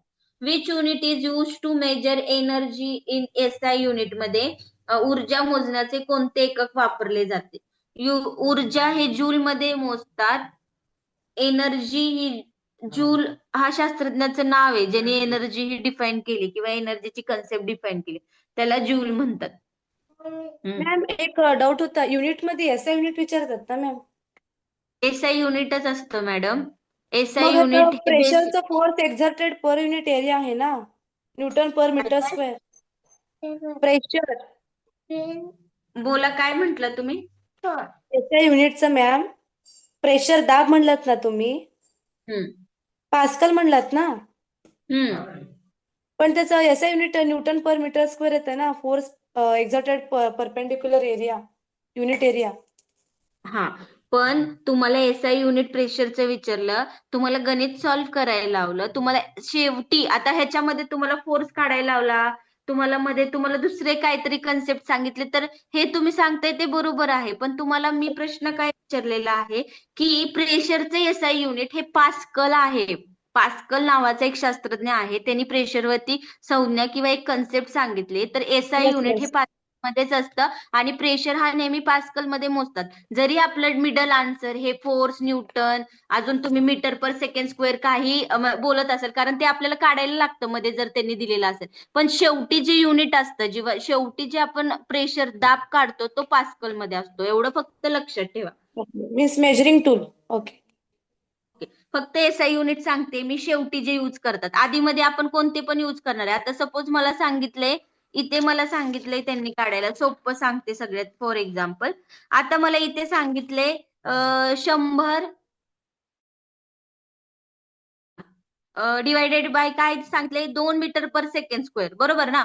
आता मी ह्याला आणि ह्याला मिळवून इथं लिहिणार नाही. मी फोर्सचं सिम्बॉल काय आहे, फोर्स कशात मोजतात, न्यूटन. मी काय लिहिणार आहे, 2000 न्यूटन, किंवा काय आहे त्याचा आन्सर ते काय लिहिणार आहे मी, 100 गुणिले 2 म्हणजे 2000 न्यूटन लिहिले. मी असं लिहिले का KG metre per second square, it is, म्हणजे हे नाही लिहिले, डायरेक्ट फोर्सचं सिम्बॉल त्याला केले.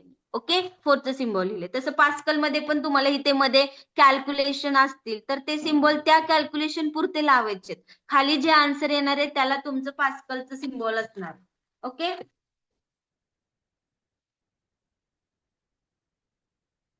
आता एनर्जी, ऊर्जा कशात मोजतात, जूल मध्ये. ऊर्जा कशात मोजतात, जूल मध्ये. लक्षात ठेवा, ऊर्जा ही जूल मध्ये मोजतात. फ्रिक्वेन्सी कशात मोजतात, वारंवारतेचे एसआय एकक कोणता आहे बघा, हर्ट्ज. Right, hertz. विच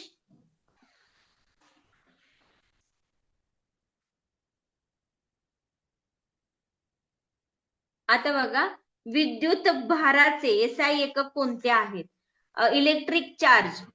थोडस तुम्हाला इलेक्ट्रिक बद्दल थोडस, इलेक्ट्रिक चार्ज हो. क्लास नाही. वी हॅव कोणाशी कितीचं कापड हो? कापड आहे 12,000.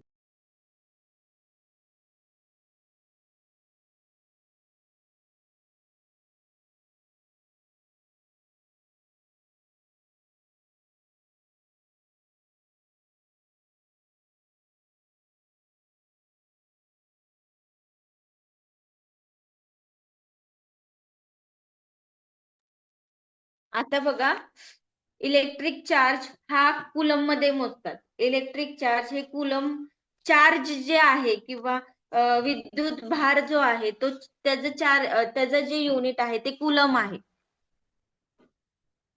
चार्ज हे कुलम, आणि करंट कुठे गेलं, करंट, विद्युत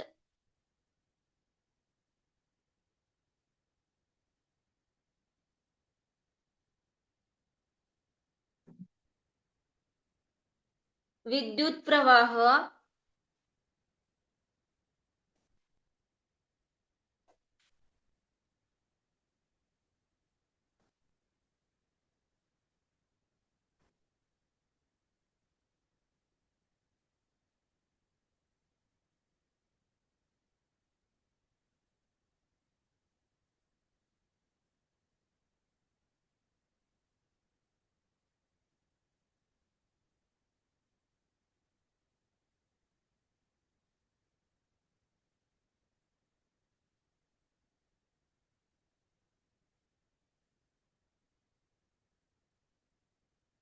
हे अँपियर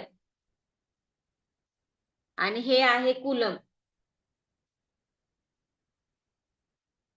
विद्युत जे इलेक्ट्रिक चार्ज आहे किंवा इलेक्ट्रिक भार आहे तो कुलम मध्ये मोजतात, आणि इलेक्ट्रिक प्रवाह आहे जो घरामधून आपला इलेक्ट्रिक प्रवाह असतो तो अँपियर मध्ये मोजतात. ओके. आता हीट वरच बघूया की उष्णता ही कोणत्या प्रकारची आहे. उष्णता ही बल आहे, ऊर्जा आहे, शक्ती आहे, किंवा मास आहे, किंवा द्रव्यमान आहे. तर प्रकाश किंवा उष्णता ही काय आहे, एनर्जी आहे. नंतर ना प्रकाशाचं thermal energy, the SI unit of heat thermal energy काय आहे? जूल आहे. बघा, एनर्जीचं पाठीमागे पण मी म्हंटल की ऊर्जा कशात मोजतात? जूल मध्ये. आता टेम्परेचर मध्ये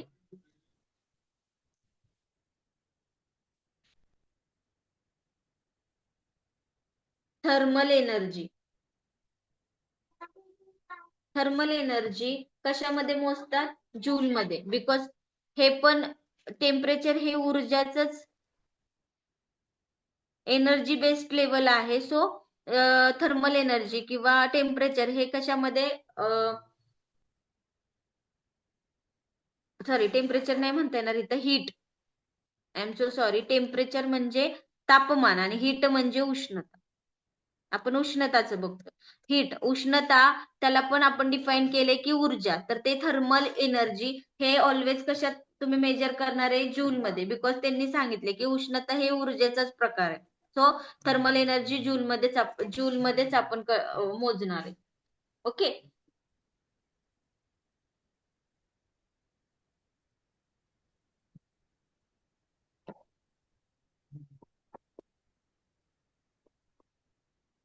तापमानचं केल्विन मध्ये आहे ना मॅडम?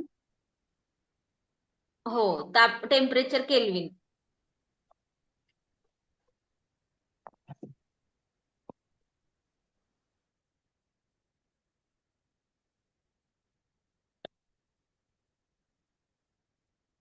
एकच मिनिट मी शोधतीये, 2च मिनिटं सांगते तुम्हाला अजून.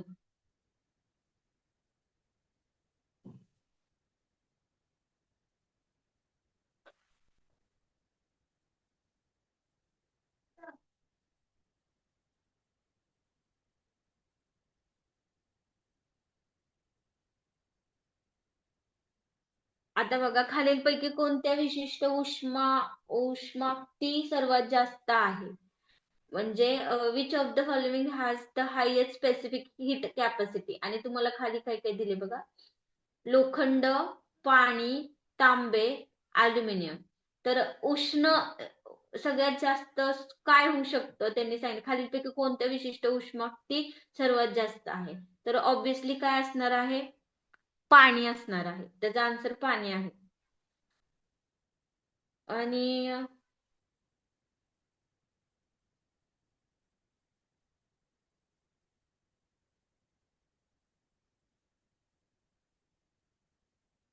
आता एकदम बेसिक क्वेश्चन दिलाय. When water boils at 100 degree Celsius at 1 atom the added heat. जेव्हा पाणी एक वायुमंडलावर 100 डिग्री सेल्सिअस वर उकळते तेव्हा दिलेली उष्णता काय असते? तर त्यांनी लिहिले raise its temperature further, increase its mass, converts liquid water into steam आणि चेंज वॉटर इनटू आईस. तर त्यांनी, आपल्याला माहितीये की 100 डिग्री सेल्सिअस मध्ये पाणी उकळते. 100 डिग्री सेल्सिअसलाच पाणी उकळतं. ऑलवेज लक्षात ठेवा, जेव्हा 100 डिग्री सेल्सिअस तेव्हाच पाणी उकळतं. तर ते पाणी उकळताना त्याची वाफेत कन्व्हर्जन होणार आहे. म्हणजे द्रव पाणी वाफेत रूपांतरित करते. हे आपला आन्सर असणार आहे.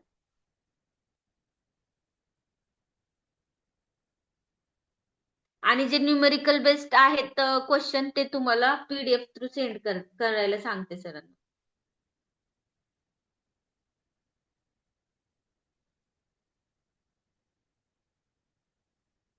आणि मॅम ते युनिटची जर तुमच्याकडे लिस्ट असेल तर PDF पाठवा की मॅम. हो हो, काढली मी लिस्ट, पाठवते. Okay ma'am. कारण तुम्हाला युनिट वरती पण भरपूर सारे क्वेश्चन्स आहेत. आता बघा, लाईट आणि ऑप्टिक्स. लाईट म्हणजे काय? प्रकाश, बरोबर ना? आरसा म्हणजे काय आहे? प्रकाश. ऍक्च्युअल मध्ये आपण तेव्हा डोळ्यांची कन्सेप्ट बघितलेली, त्याच्यामध्ये खूप प्रकाशाचं आपण बोललो होतो. आता बघा, प्रकाश म्हणजे काय आहे? अवतीभोवती जो आपल्याला प्रकाश दिसतोय, आपले डोळे प्रकाशाची कन्सेप्ट मध्ये पडेल. विहर्ष फोन जा तिथे बस, जागेवरती जा, खेळत बस. झालं माझं, थोड्या वेळात मी येते, जा. फोन पडेल. प्रकाश हे काय? लाईट ऑफ रिफ्लेक्शन, प्रकाशाचे परावर्तन. थोडीशीच कन्सेप्ट सांगते. प्रकाशाचे परावर्तन म्हणजे काय किंवा लाईट रिफ्लेक्शन म्हणजे काय. आपण गेल्या वेळेस थोडंसं रिवाइज करते म्हणजे लक्षात येईल. सरक बाजूला घ्या, जा थोडं तिकडे पप्पापाशी. लाईट ऑफ रिफ्लेक्शन म्हणजे काय, तर डोळ्यांची सगळ्यात बेस्ट एक्झाम्पल आहे आपले डोळे. आपलं लेन्स काय करतं, आपण जो अवतीभोवती प्रकाश बघतोय ते लेन्स ऑब्झर्व करतं आणि कुठे सेंड करतं, ते रेटिना जे दृष्टीपटल आहे त्याच्यावरती ते सेंड करतं. मग ऑप्टिक नर्व मेसेज टाकतो मेंदूला आणि मग मेंदू काय करत असतो, ऑप्टिक नर्व चेतासंस्था काय करत असतात, मेंदूपर्यंत जाऊन संदेश देतात की बाबा आपण काहीतरी बघितलंय, त्याचं चित्र पिक्चर वगैरे. तसंच ते रिफ्लेक्शन आहे आपल्या डोळ्यामधलं, ते काय आहे, रिफ्लेक्शन आहे. तर सगळ्यात प्रकाशाचं परावर्तन म्हणजे आपला आरसा माहितीये ना, मिरर मध्ये आपलं जी इमेज आहे ती मिरर मध्ये कशी दिसते आणि का दिसते. तर हे बघा, पहिला मेन पॉइंट आहे की रिफ्लेक्शन परावर्तन हे नेहमी सपाट पृष्ठभागावरतीच होतं. सपाट पृष्ठभाग म्हणजे काय, गुळगुळीत प्लेन सरफेस, त्याच्यावरतीच रिफ्लेक्शन होणार आहे. प्रकाशाचं परावर्तन तिथंच होणार आहे. जर तुम्ही खडबडीत भाग घेतलाय किंवा खडबडीत किंवा तुमच्याकडे डॅमेज पार्ट आहे तर तिथं तुमचा रिफ्लेक्शन ऑफ लाईट होणार नाही किंवा प्रकाशाचे परावर्तन होणार नाही. आता आरसा बघा, चकचकीत गुळगुळीत असा प्रकार आहे. आपण त्याच्यासमोर उभं राहतो. सपोज आपल्याकडे हा आरसा आहे आणि जेव्हा आपण आरशाच्या पुढे उभं राहतो, ओके, आरशाच्या पुढे उभं राहिल्यानंतर ना आपला प्रकाश ह्या आरशावरती पडतो. हा लो इंटेन्सिटी ऍब्झॉर्ब करतो, म्हणजे कमी तीव्रता हा शोषून घेतो. आणि इन्सिडेंट रे म्हणजे आपत्ती किरण जेव्हा आपल्या ह्याच्यावरती पडतात तेव्हा हे ह्या आरशावरती पडल्यानंतरून त्याचे रिफ्लेक्ट होतात किंवा स्कॅटर्ड होतात, इकडे तिकडे पसरतात. ह्याला म्हणायचं रिफ्लेक्शन किंवा लाईटीचे किंवा प्रकाशाचे परावर्तन. काय होतं परावर्तन, जेव्हा जाताना फक्त एकच आपत्ती किरण गेलाय, येताना काय आहेत, रिफ्लेक्टेड रेज किती आहे, an number of reflected rays आहे. म्हणजे जेव्हा सपाट गुळगुळीत पृष्ठभाग, जर बघा फॉर एक्झाम्पल आपलं जेवणाचं ताट, स्टीलचं ताट, त्याच्यावरती पुसट प्रतिमा आपली दिसते, बरोबर ना. पाणी, स्ट्रेट पाण्यात आपलं प्रतिबिंब दिसतं. अजून जी पण सपाट पृष्ठभाग गुळगुळीत चकचकीत असेल तिथं आपलं छायाचित्र किंवा आपलं इमेज क्रिएट होती, बरोबर का. आपल्या मोबाईलच्या कव्हरवरती आपलं जरी मोबाईल बंद असेल तर आपली इमेज दिसते, है की नाही.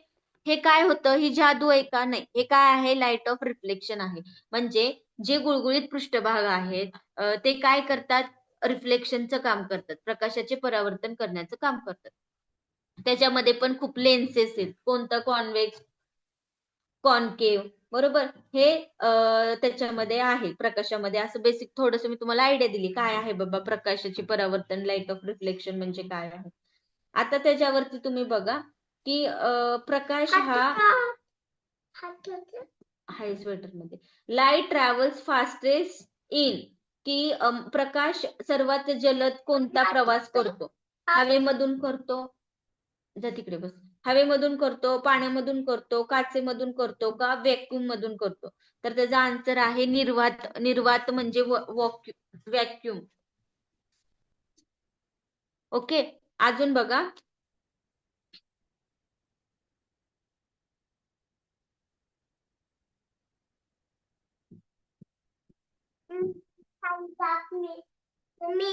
हो हो हो, जा तिकडे तू खेळत बस पप्पाकडे.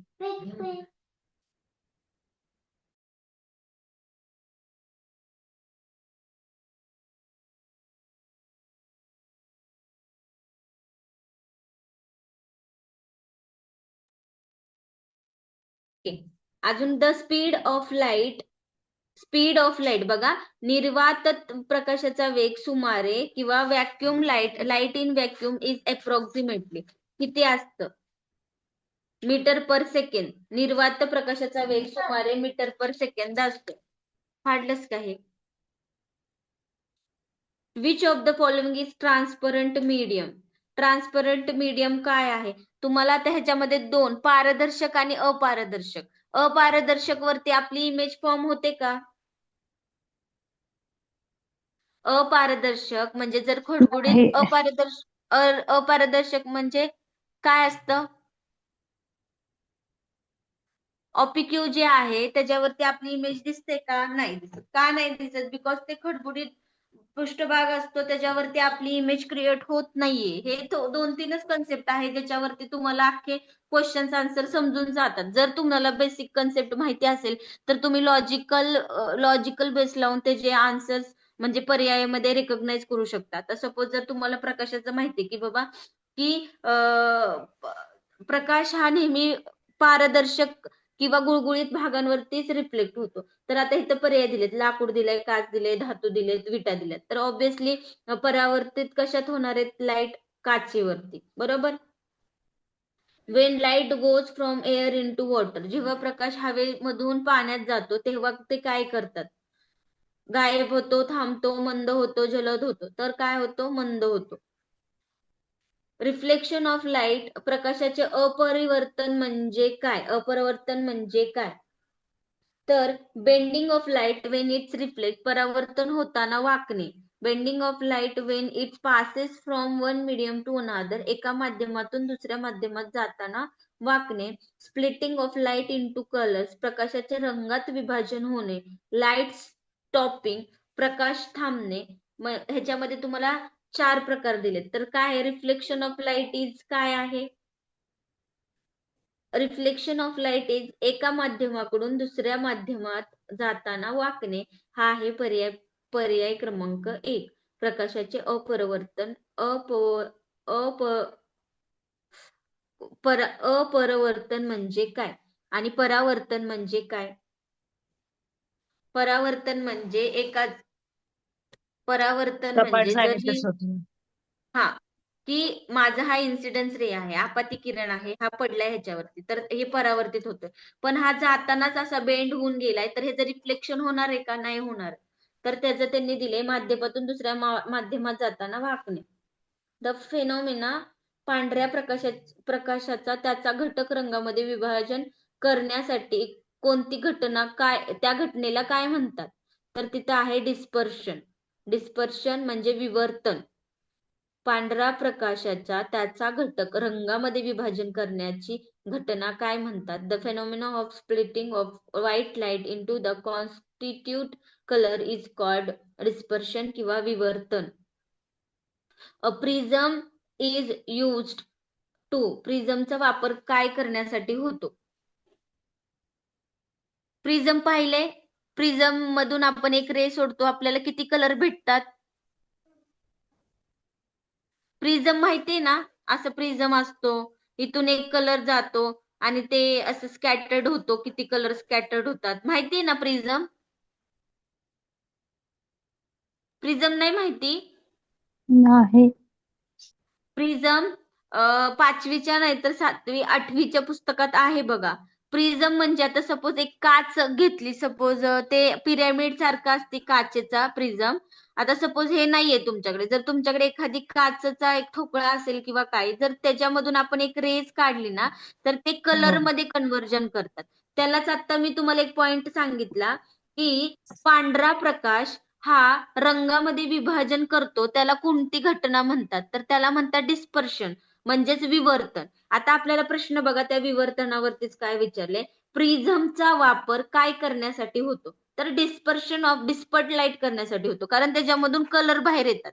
इथून एक आपत्ती किरण आपण व्हाईट कलरचा प्रकाश देतो आणि त्या प्रिझमच्या बाहेर 7 कलर बाहेर येतात. आता सपोज हा प्रिझम आहे, युट्यूबला सर्च करून बघा. नंतर हा प्रिझम आहे, जर मी इथं पांढरा प्रकाश किंवा व्हाईट लाईट आहे दिलीये, तर हे रिफ्लेक्ट होऊन डिस्पर्जन होऊन त्याचे कलर मध्ये कन्व्हर्जन होणार. किती किती कलर येतात त्याच्यामध्ये,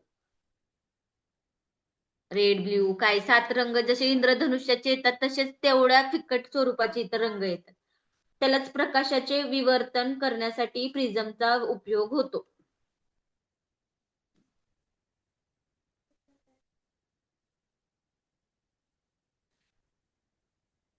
अजून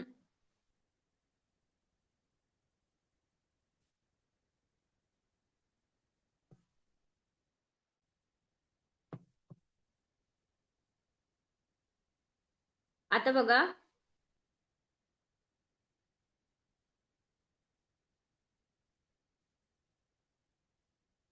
अ कॉन्केव मिरर ऑलवेज एक अवतल कॉन्केव आरसा नेहमी काय करतो? त्यांनी चार ऑप्शन दिलेत.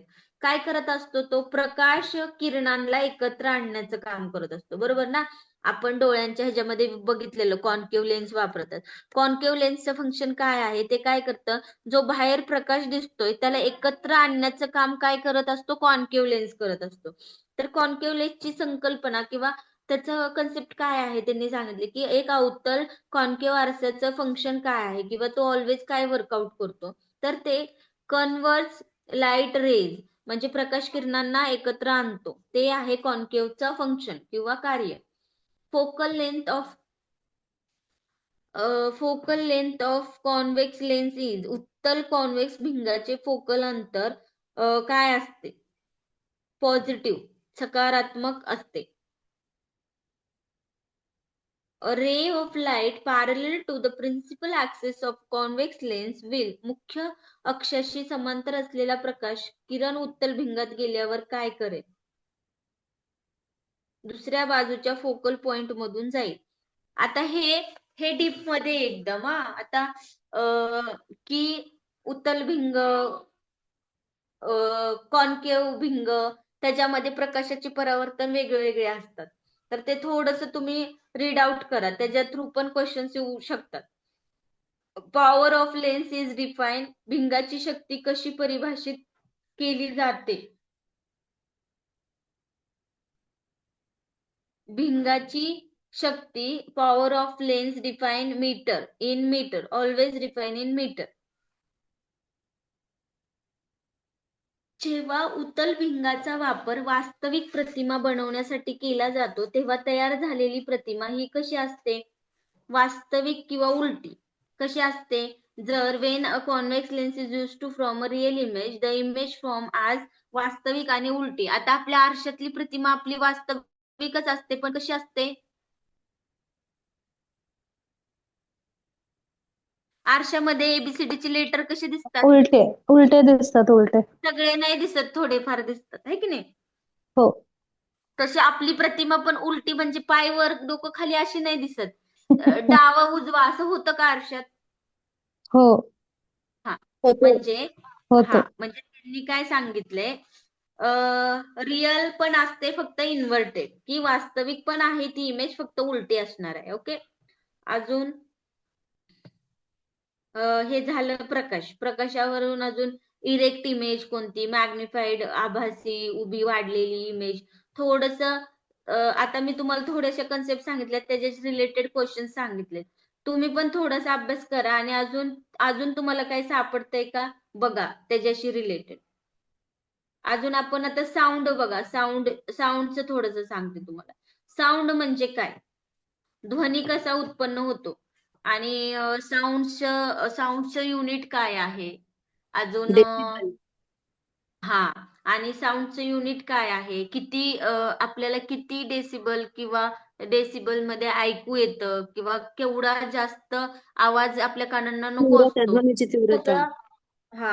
हे सगळं आपला ह्या साऊंड मध्ये आहे. आता बघा, साऊंड हे काय आहे?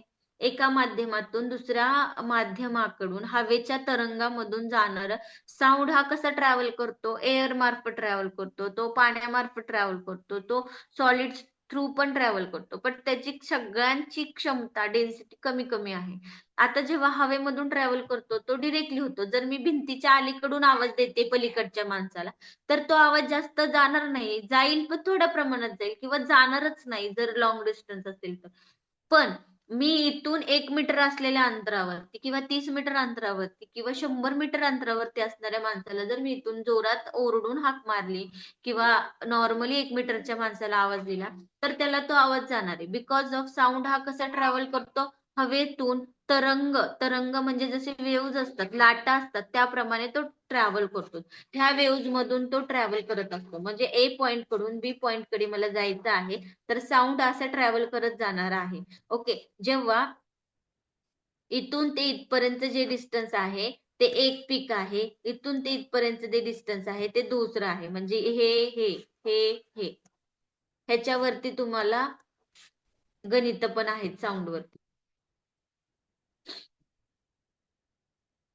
बघा, साऊंड इज प्रोड्युस्ड बाय, ध्वनी कसा उत्पन्न होतो? कंपित वस्तू, व्हायब्रेटिंग जे ऑब्जेक्ट आहेत त्याच्यातून तो क्रिएट होतो. Sound requires a medium to travel because, ध्वनी प्रवास करण्यासाठी कोणत्या माध्यमाची गरज असते? आत्ताच मी तुम्हाला बोललो. एअर काय? बाबा एअर एअर हे त्याचं माध्यम आहे, पण ते ट्रॅव्हल कसं करतं? हवेतून हवेतून करतं, पाण्यातून करतं, पण ट्रॅव्हल हे ते तरंग, वेव्ज असतात त्याच्यानुसार ते ट्रॅव्हल करतं. हे माध्यम झालं त्याचं. पण मी काय म्हणते, ध्वनी प्रवास करण्यासाठी माध्यमाची गरज असते, माध्यमाची गरज असतेच, बट माध्यमातून तो ट्रॅव्हल कसा करतो? वेव्ज नुसार. तरंग, ध्वनी तरंग हे रेखीय यांत्रिक तरंग आहेत, लॉंगिट्युडनल मेकॅनिकल वेव्ज.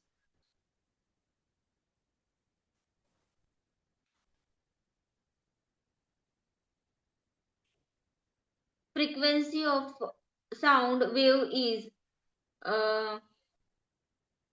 ध्वनी तरंगाची वारंवारता नक्की काय आहे? तर number of waves per second किंवा प्रति सेकंद तरंगाची संख्या, हे काय आहे? वारंवारता, त्याची फ्रिक्वेन्सी. की प्रत्येक सेकंदामध्ये प्रत्येक सेकंद म्हणजे हे तरंग जे आहेत, ह्या वेव्हची संख्या किती वाढतीये हे मोजायचं, त्यालाच काय म्हणणार आहे? नंबर ऑफ, त्यालाच काय म्हणणार आहे? फ्रिक्वेन्सी. फ्रिक्वेन्सी म्हणजे काय आहे? वारंवारता.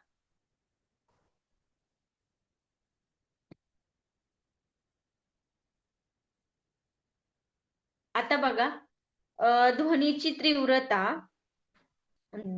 तीव्रता ही कोणावरती अवलंबून असते? आता हे बघा, जेव्हा तुम्ही कधी बघितलं असेल, डीजे ऑपरेटर असतात किंवा आपण कधी टेपला किंवा व्हिडिओ ऍम्प्लिफायर कधी बघितला असेल किंवा साऊंड सिस्टीम कोणाच्या घरामध्ये असेल आणि ते डिजिटली शो करत असतील डिस्प्लेवरती, तर काहीतरी अशा प्रकारे साऊंड सिस्टीम असते, राईट?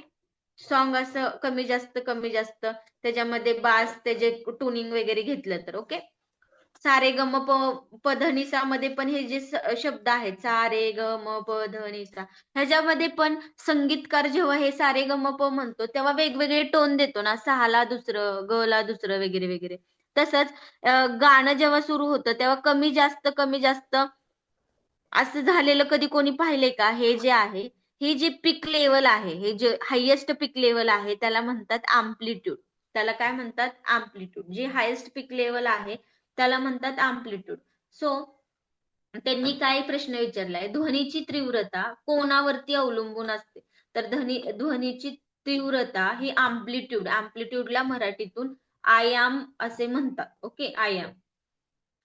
आता echo is produce due to, कशामुळे इको प्रोड्युस्ड होतो? बघा, इको माहितीये का? महाबळेश्वरला एक इको पॉइंट आहे.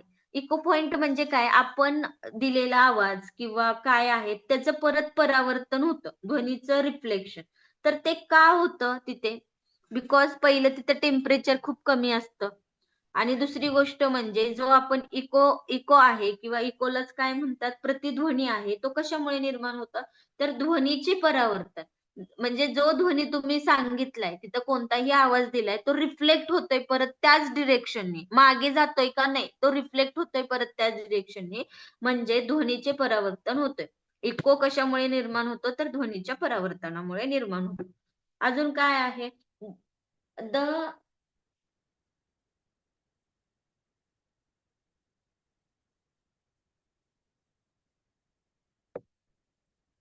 आता त्यांनी the minimum distance required to hear and echo clearly is about, किती दिले? 17 मीटर पर 17, नाही 17 मीटर दिले. अप्रॉक्स 17 मीटर असलं पाहिजे. काय आहे? जेव्हा प्रतिध्वनी आपल्याला क्लिअर ऐकण्यासाठी त्याचा अंतर. अजून अल्ट्रासाऊंडची वारंवारता किती आहे? आता बघा, आपल्या कानांना म्हणजे आपलं ह्युमन बिंग जो आहे तो 20 हर्ट्ज ते 20 किलो हर्ट्ज एवढं ऑडिबल आहे. हा साऊंड जो आहे तो ऑडिबल आहे, म्हणजे ऐकू शकतो. ह्याच्यावरती तो ऐकू शकत नाही किंवा ह्याच्या कमी तो ऐकू शकत नाही. ह्याच्यामध्ये किंवा जास्त जी व्हॅल्यू आहे ती कुत्री, मांजरी वगैरे ह्याच्यापेक्षा जी कमी कमी जो आवाज आहे तो कुत्र, मांजर जे अॅनिमल्स आहेत ते रिकॉग्नाइज करतात. भूकंपाची कंपनं खूप स्मॉल अमाऊंट ऑफ ऑडिबल नसतात आपल्याला, ते खूप स्मॉल अमाऊंट मध्ये असतात. ते कोण रेकॉग्नाइज करतं? कुत्रा, मांजर, वटवाघूळ, पक्षी. त्यांना आधीच चाहूल लागलेली असते, आपल्यापेक्षा आधी त्यांना ऐकू येत असतं. ओके, अशा प्रकारे भरपूर सारे क्वेश्चन्स आहेत. जेवढे बघेल तेवढे कमीच आहेत क्वेश्चन. तर थोडासा त्याच्याशी रिलेटेड अभ्यास करा. आज आपण बहुतेक 4-5 टॉपिक कव्हर केलेत. अजून ते ॲटमचा जो टॉपिक आहे तो जरा डीप मध्ये सांगेन, कारण तो जरा समजला म्हणजे त्यांचे ॲटॉमिक नंबर काय आहे, ॲटॉमिक मास नंबर काय आहे, मॉलिक्युलर फॉर्म्युला काय असतो, कार्बन, हायड्रोजन, ऑक्सिजनची संज्ञा काय आहे, मॉलिक्युलर कन्सेप्ट काय आहेत. ह्या बेसिक बेसिक कन्सेप्ट कळल्या की तुम्हाला डेफिनेटली ते पर्याय शोधताना किंवा वाचताना कळले की तुम्ही डिरेक्टली तुम्ही आन्सर रेकॉग्नाइज करू शकता. म्हणजे बोर्स थोड्याशा ॲटॉमिक थिअरी ना मॅम? ॲटॉमिक थेअरी ते हा, 2 आण्विक शास्त्र जे आहे ते. हा. ओके, ते घेऊया. त्याच्यामध्ये ते झाल्यानंतर मग तुमचं प्राण्यांचा एक राहतोय टॉपिक. जसं आपण ह्युमन बिंग्सचं बघितलं ना, मानवी चेतासंस्था किंवा मानवाचे आजार किंवा काही काही प्रकार पाहिले, तसंच प्राण्यांचं पण आहे. प्राण्यांचं झालं की वनस्पतीचं पण आहे. म्हणजे प्रत्येक तुम्हाला animal cell, plant physics cell ते का ma'am? Animal cell, plant cell, there organelles ते का? तेच ऑर्गेनेल्स काय ओके. ते.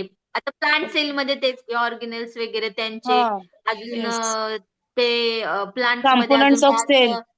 प्रो हा ते प्रोकायोटिक्स, युकॅरियोटिक्स. Yes, yes. हा कॉम्पोनंट्स ऑफ सेल. हा क्लासिफिकेशन, किंगडम्स हा. वगैरे. अजून किंगडम्स. येस. हा अजून प्लांट्स मध्ये असेक्शुअल रिप्रोडक्शन असणार आहे. रिप्रोडक्शन. हा सीड्स मधून होणार काय काय ते भरपूर हा, हा, प्रकार. हा. जेवढा तुम्ही अभ्यास कराल ना तेवढं ते आहे वास्ट. बट तुमच्या सिलेबस नुसार जेवढे पॉइंट एटचं तर आहेत भरपूर जेवढे वास्ट आहे मॅडम. सायन्सचं आता 6वी 7वी थोडंफार हे असेल, पण एटचं फार वास्ट आहे. हा 6वी ते 8वी तर पर्यंत सायन्स विचारलं जाणार ना मॅम? 6वी ते 8वी मधलं ठीक विचारलं जाईल, पण तुम्ही फक्त 2 पुस्तकं म्हणजे जास्त बघा. तुम्हाला 8वीला तर आता किंगडम आहेत, म्हणजे किंगडम तर तुम्हाला माहिती पाहिजेत. हा. फंगाय वगैरे, येस, येस. पॅराम्युशियम वगैरे अल्गी, डीप फंगी, मध्ये. प्रोटिस्टा. हा येस. आता त्याच्यानंतरून सेक्शुअल आणि असेक्शुअल रिप्रोडक्शन मध्ये प्लांट्सचा आंबा, ज्याला मोहर येतात, अजून ज्याला फुलं येतात, त्याला आतमध्ये म्हणजे हे सगळं कण, ते हरित कण, ह्याहून त्याहून त्याच्यामध्ये खूप प्रकार आहेत. ते पण तुम्हाला थोडे माहिती पाहिजे. अजून त्याच्यामध्ये काय आहे? सॉरी, सेल्स आणि ऑर्गनेल्स पण प्लांट्स मध्ये येणार आहे. अजून प्राण्यांच्याच acid and sorry, base ma'am. Acid base. ते ते आम्ल, ह्याच्यामध्ये आम्लारी. येणार आहे. आम्ल आणि आम्लारी हे तर खूप सोपं आहे. बेस कशाला म्हणायचं, ऍसिड कशाला येस, म्हणायचं. येस. ऍसिड आणि बेस थोडस मी तुम्हाला कन्सेप्ट सांगते. आता मला माहिती आता काय इथं मी तयारी केलेली नाहीये, बट माझं तुम्हाला नॉलेजेबल थोडंसं सांगते. ऍसिड बेस म्हणजे काय आहे. ऍसिड आम्ल आणि बेस म्हणजे आम्लारी. ओके, ऍसिड आता बघा, बेसिक म्हणजे तुम्हाला ह्या 2 गोष्टी ऍसिड आणि बेस, आम्ल आणि आम्लारी, हे रोजच्या जीवनातल्या गोष्टी आहेत. तुम्ही जे आंबट पदार्थ आहेत, फॉर एक्झाम्पल आंबट पदार्थ चिंच आहे की लिंबू, नाही. चिंच, आवळा. हा ते सगळे ऍसिडिक फॉर्म मध्ये आहेत, आम्ल येस. आहेत. पण काही काही पदार्थ आपण टेस्ट करू शकत नाही. काय काय हार्पिक वगैरे टेस्ट करणार आहे का आपण? जे केमिकल आहे ते आपण टेस्ट करणार नाही. ते टेस्ट करू शकत नाही. त्यामुळे आपल्याला ऍसिड आणि बेस, आम्ल आणि आम्लारी शोधण्यासाठी लिटमस पेपर एक असतो, दगडफूल, येस. ह्या प्रकारापासून ते म्हणजे अशी खूप बेसिक बेसिक नॉलेज आहेत तुम्हाला, की बाबा हे तुम्हाला जेवढं वाचेल तेवढं कमी, हे माहिती पाहिजे. आणि मग त्याच्यानुसार तुम्हाला प्रश्न विचारतात. पण मेन टॉपिक काय होता जो आज मी तुम्हाला सांगितलं का नाही, त्याच्यावरती तुम्हाला न्यूमरिकल्स विचारतात, एसआय विचारतात, आणि metre per second square, metre, kilometre, हे ना ह्याच्यामध्ये कन्फ्युजन होतं. आणि हे बाकीचं जे आहे तुमचं थेरॉटिकल त्याच्यात काही कन्फ्युजन होत नाही. फक्त तुम्हाला माहिती असलं की तुम्ही क्लिक करू शकता आन्सर. कन्फ्युजनचा पार्ट फक्त फिजिक्स मध्ये आहे. फिजिक्स मध्ये कन्फ्युजनचा पार्ट, कारण तिथं नको असलेला नसलेल्या गोष्टी अस्तित्वात आणून आपल्याला अभ्यास करायचा असतो. सो त्यामुळे फिजिक्स वरती थोडं, भौतिकशास्त्रामध्ये जे पॉइंट आहेत ते फक्त 2-4 वेळा रिपीटेड करा. बाकीचं तुम्ही रीड आउट करा, त्याच्यावरले क्वेश्चन सॉल्व्ह करा, तुम्हाला डेफिनेटली येईल. पुढच्या लेक्चरमध्ये आपण तसं कव्हर करून घेऊया. माझं मेन आहे की इंटेन्शन तुमचे जास्तीत जास्त क्वेश्चन आणि ऍज वेल एज त्याच्यासोबत कन्सेप्ट क्लिअर झाले की तुमचं पेपर आहे ना 23 का 22 तारखेला, तेव्हा होऊन जाईल. काय नाही, थेरोटिकल पार्ट मध्ये तुम्ही असं तुक्के मारू नका. तुम्हाला जो कोरिलेट वाटतंय त्याच्यानुसार स्टडीनुसार तुम्हाला जे कोरिलेट वाटतंय आन्सर त्यानुसार करा. आता ते टेम्परेचर मध्ये 4-5 पर्याय सेम सेम वाटणारे दिलेत, बट केल्विन आपल्याला जर माहिती आहे तर आपण डेफिनेटली त्याला क्लिक करणार आहे. जर आपल्याला असं अर्ध नॉलेज असलं तरी ते डेंजरस असतं. फॅरेड म्हणलं, काय होतं, फॅरेनहाइट होतं, अजून डिग्री सेल्सिअस होतं, ते त्याचे सिम्बॉल आहेत. त्याचे सिम्बॉल आहेत. त्याचं केल्विन हे त्याचं मोजण्याचं एकक आहे. असं घेतलं तर ते सगळं जास्तच कमीच आहे. जेवढा एक एक पॉइंट घेईल तो जास्तच होणार आहे. तर आजचं आपण लेक्चर संपूया. आता 11:15 होत आलेले आहेत ऑलमोस्ट. आणि पुढच्या लेक्चरला उद्याच्या जर दुपारी वगैरे जर तुम्हाला वेळ असेल तर घेऊया बाकीचं सिलेबस पण. त्याच्याशी रिलेटेड क्वेश्चन सरांना PDF सेंड करते, मग ते तुम्ही बघा. त्याच्यामध्ये असलेले न्यूमेरिकल्स वगैरे, न्यूमेरिकल छोटे छोटेच आहेत. जे मी तुम्हाला सांगितले ना, असं आपल्या मॅथ्स सारखं काही मोठे न्यूमेरिकल्स नाही आहेत, छोटेच न्यूमेरिकल्स आहेत. फक्त ते तुम्हाला फॉर्म्युले माहिती पाहिजे, त्यानुसार तुम्ही एकदा दोनदा हाताखालून घातले की तुम्हाला कळून जाते. ओके. मॅडम सो न्यूमरिकल मध्ये टेम्परेचर रिलेटेड येऊ शकतात का? हो हो, जे फिजिक्स रिलेटेड आहे त्याच्यात तुम्हाला न्यूमेरिकल्स येणार आहे. टेम्परेचर हे ओके. फिजिक्सच्या अंडर टॉपिक आहे, तर येस तुम्हाला येस. त्याच्या बेस्ट न्यूमेरिकल्स येणार आहे. जे पण फिजिक्स रिलेटेड आहे तुम्हाला त्याचे न्यूमेरिकल्स येणार आहे. For okay. एक्झाम्पल तुम्हाला उष्णता, प्रकाश, लाईट ऑफ रिफ्लेक्शनचे तर एन नंबर ऑफ न्यूमेरिकल्स आहेत. काय हा झोपायचे, चल. Laws of okay. इन्सिडेंट वर. Yes yes. ओके. हो, नाही नाही, आपण ते न्यूमेरिकल्स वगैरे मी तुम्हाला ना सेपरेट PDF करते, किंवा प्रत्येक एच एव्हरीथिंग नाही एक्सप्लेन करता येणार, आता वेळ कमी आहे. हा, इच अँड एव्हरीथिंग एक्सप्लेन करता येणार नाही, पण जे लाईटचे गणित आहेत, म्हणजे 4-5 फॉर्म्युल्यावरती जे गणित राहतील किंवा त्याच्यानुसार तुम्हाला बनवता येतील, असं बेसिक बेसिक घेईल तुमचं. काही टेन्शन घेऊ नका. उद्याचं दुपारचं किंवा सकाळचं सरांना सांगते लेक्चर जसं अटेंड होईल किंवा आपलं होईल त्याच्यानुसार करू. सकाळी ओके. नको मॅम, शक्यतो नून म्हणजे दुपारी 2-3 नंतरच अरेंज करा. ओके, ठीक आहे, काही इश्यू नाही. हा. बघूया आपण काय होतंय. ओके. ओके. अभ्यास छान करा. आता पेपर जवळ आलेत. पेपरला पण सगळ्यांना खूप खूप शुभेच्छा. छान थँक्यू अभ्यास मॅम. करा. सगळ्या कन्सेप्ट व्यवस्थित करा. काही असं घाबरण्यासारखं नाहीये. चॅलेंजिंगच असते प्रत्येक एक्झाम. फक्त आपल्याला त्याच्यामध्ये प्रूव्ह करायचं असतं की आपण पण बेटर केलंय. जर तुम्ही कष्ट केला असेल तर फळ तर तेवढं तुम्हाला भेटणार आहे. ओके. सो फक्त येस. अभ्यासाची रिव्हिजन बेस ठेवा. रिव्हिजन खूप महत्वाची. ओके. इफ यू चालेल. डोंट माइंड मॅम, तुमचा नंबर देऊ शकाल का? म्हणजे काय इमर्जन्सी काय अडचण आली तर विचारायला.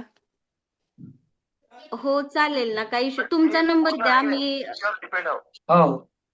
माझ्या पूर्ण चालेल चालेल.